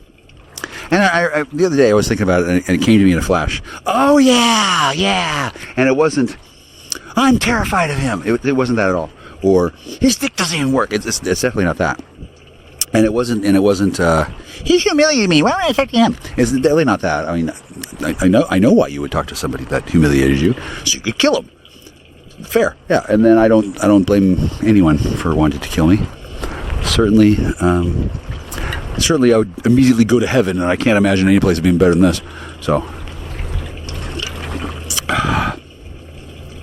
I didn't tell him to start, so I'm not going to tell him to stop, and I don't think it matters much, since I'm a profoundly fortunate man in that I'm still alive, and so are you. somewhere. And I don't even have to deal with you. So, depending on how a person looks at it, I'm quite lucky. But not too lucky, right? I have to go. It's been an hour and 52 minutes, and I want to make sure that there's enough room to add both my theme music, thank you, Ben Stiller, and my my outro music. Thank you, Garbage and Shirley Manson. I didn't think I'd still be using that shit without. Well, I guess I have tacit permission, since I think. Well, I think Ben Stiller lost his citizenship or something, so fuck him. And I think Shirley Manson is. Well, I don't know. I think she's grateful that anybody at all didn't try to make money off her. I might be the only one. Hell, she's probably made more money off of herself. I mean, I haven't tried. All right, it's not. It wasn't a gag that I avoided tax evasion charges by taking a vow of poverty and ignoring money, other than what I already had. I kind of thought that was a possible thing to happen, so I planned for that possibility. It seems to have worked. You may not have known when we were dating that throwing on the e-brake and hauling the wheel over to the left at a sharp angle when I felt like it while going 70 miles down the interstate. That's a pretty standard bootlegger maneuver. And I think a lot of people to this day were under the impression that my plan was to get out of Seattle and move down to Castle Rock and make all kinds of money. Yeah, that was my that was a planned goal, right? But it certainly wasn't my main focus in life, and probably never will be, since I like pussy a lot more than money. So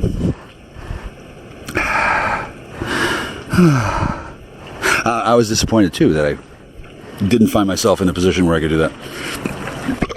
And then, wow, going on years later, I still haven't achieved the requisite conditions that are necessary for me to start mindlessly generating money. Amongst those conditions that are necessary are, hi, I need to break up with you, or dissolve our covenant. There's some kind of fucking thing that has to happen, up to and including knowing. Wait. What state? Who are you? That kind of shit, right? I probably wasn't expected to have to fucking find that out, and then undoubtedly somebody must have thought that killing me was going to be way easier than answering those questions.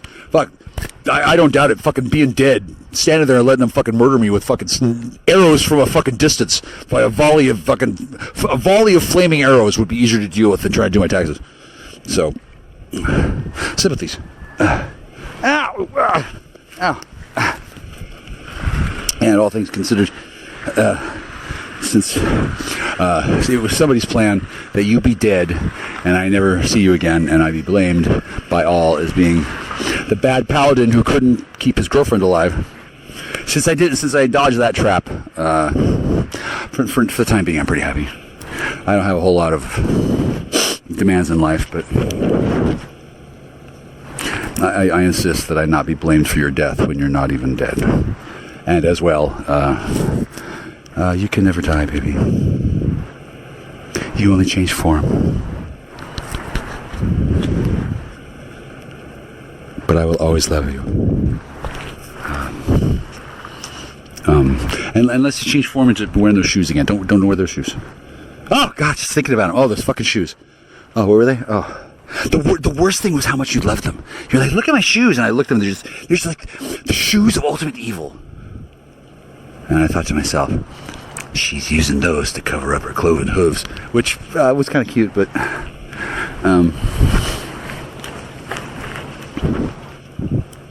you're not a devil, baby. You're a fairy princess, and so is your sister. And you're alive somewhere. I don't know where. I don't care. It's more important right now that you stay alive so you can destroy our enemies. I don't need you to bring home the bacon or fry it in a pan at all. But were you to do so, yeah, don't go to that house because it's trash. Not sure what's going to happen with that, but I'll have to talk to you about it since there's a small matter of a murdered enchanted frog pond that it would be ideal if we were to talk about it, given that it's a matter of some sort of treaty.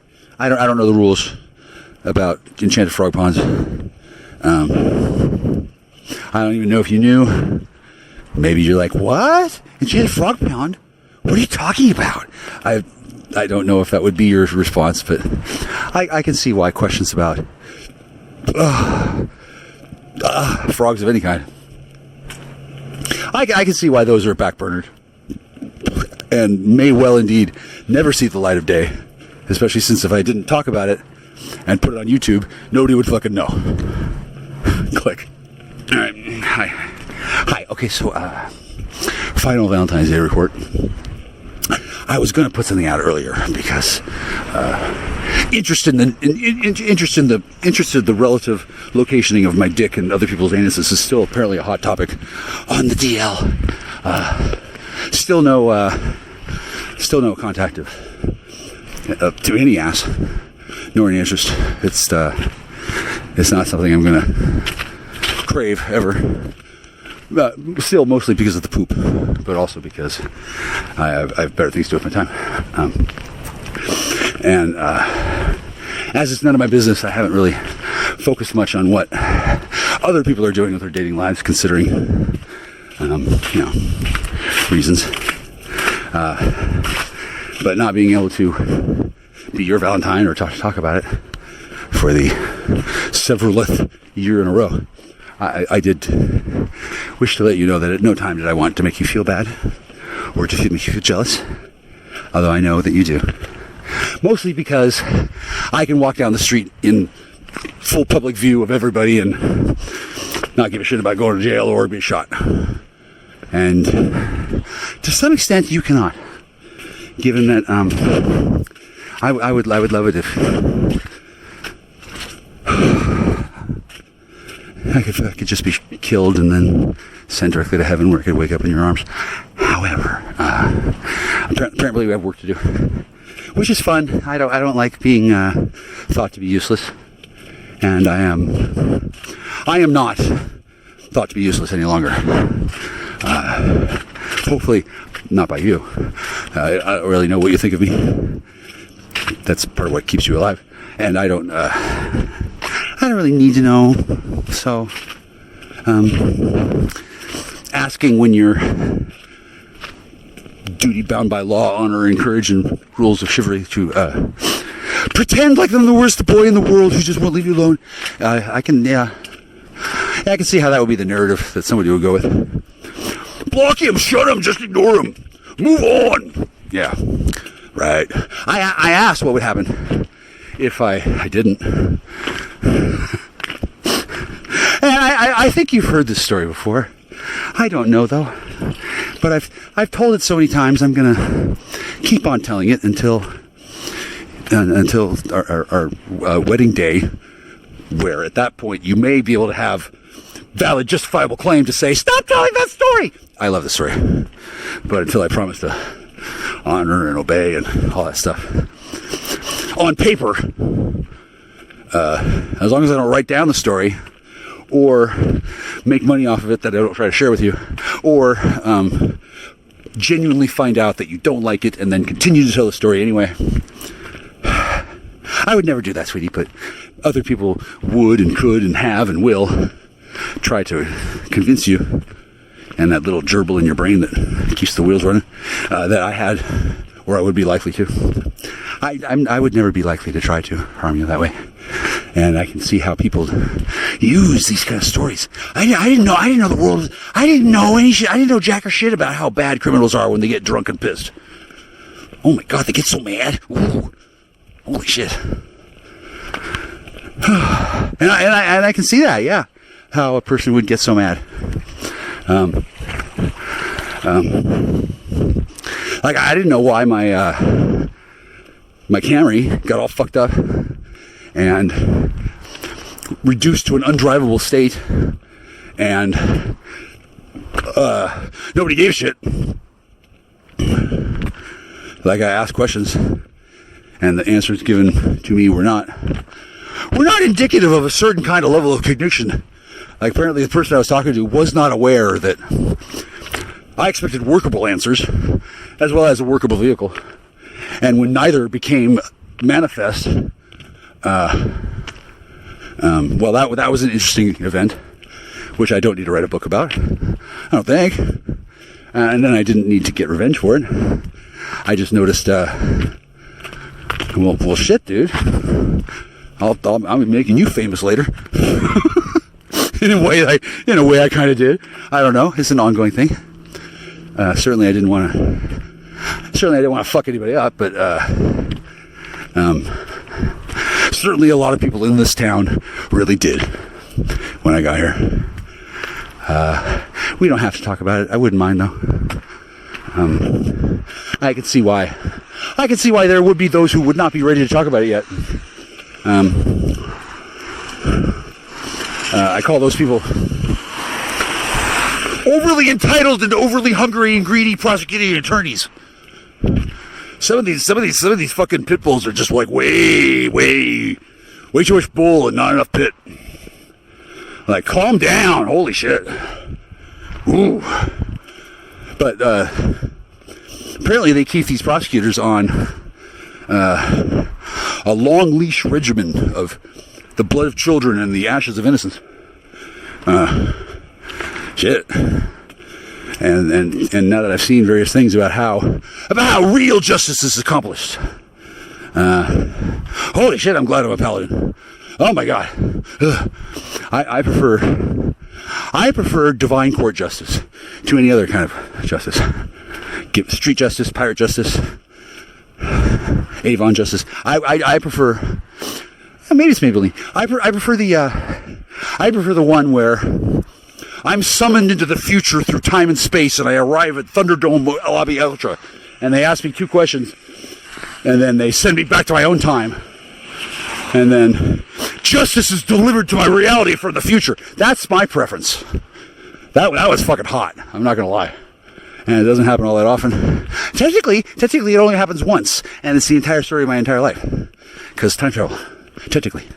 But it's difficult to describe what it's like, since, number one, I'd rather talk about my dick. And number two, I don't even like talking about that. And then number three, well, some of this divine court stuff is a Jewish trick, and other parts of it are the real divine court whipping the shit out of a bunch of fucking Jews who tried to fucking cheat divine court and tell a bunch of penalings a bunch of lies. That happens simultaneously for me, which is cool, and sounds like bullshit. So.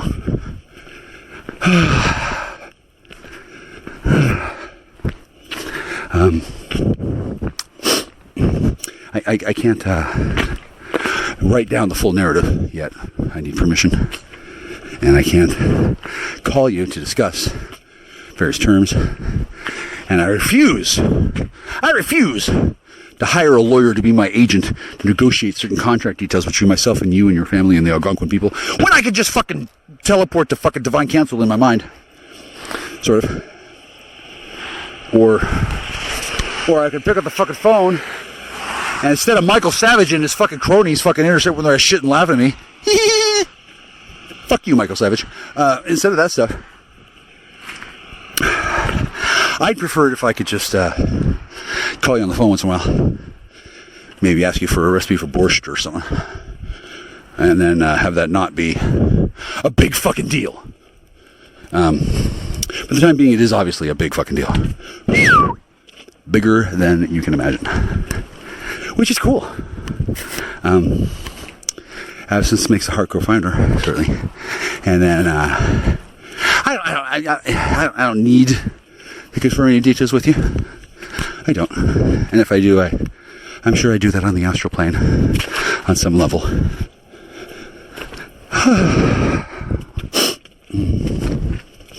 The reason why I'm sure is because after years, I was ready to stop thinking about things too. But then when some guy said on the phone that if I didn't leave you alone with your abductors, I would be subjected to ball cutting. When somebody said that to me on the phone, I thought to myself, okay, is this acting? Or does he think that I'm going to do that? Right? I wasn't sure. To this day, I am not sure. And at the moment, I'm not entirely sure if I saw that guy trapped in the body of a cute little doggy. But it would appear that certain higher levels of the Klendo Black Ops world, which I know you know well, and well, I sure have learned a lot. It is Klendo, it is black, and it is off. So I won't say too many things, but I will point out to anybody worrying.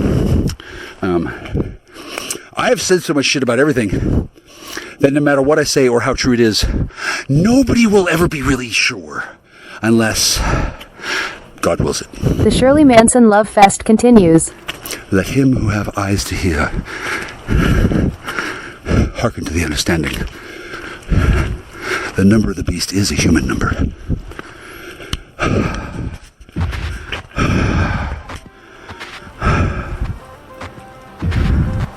And the number of my beast is thine. Farewell.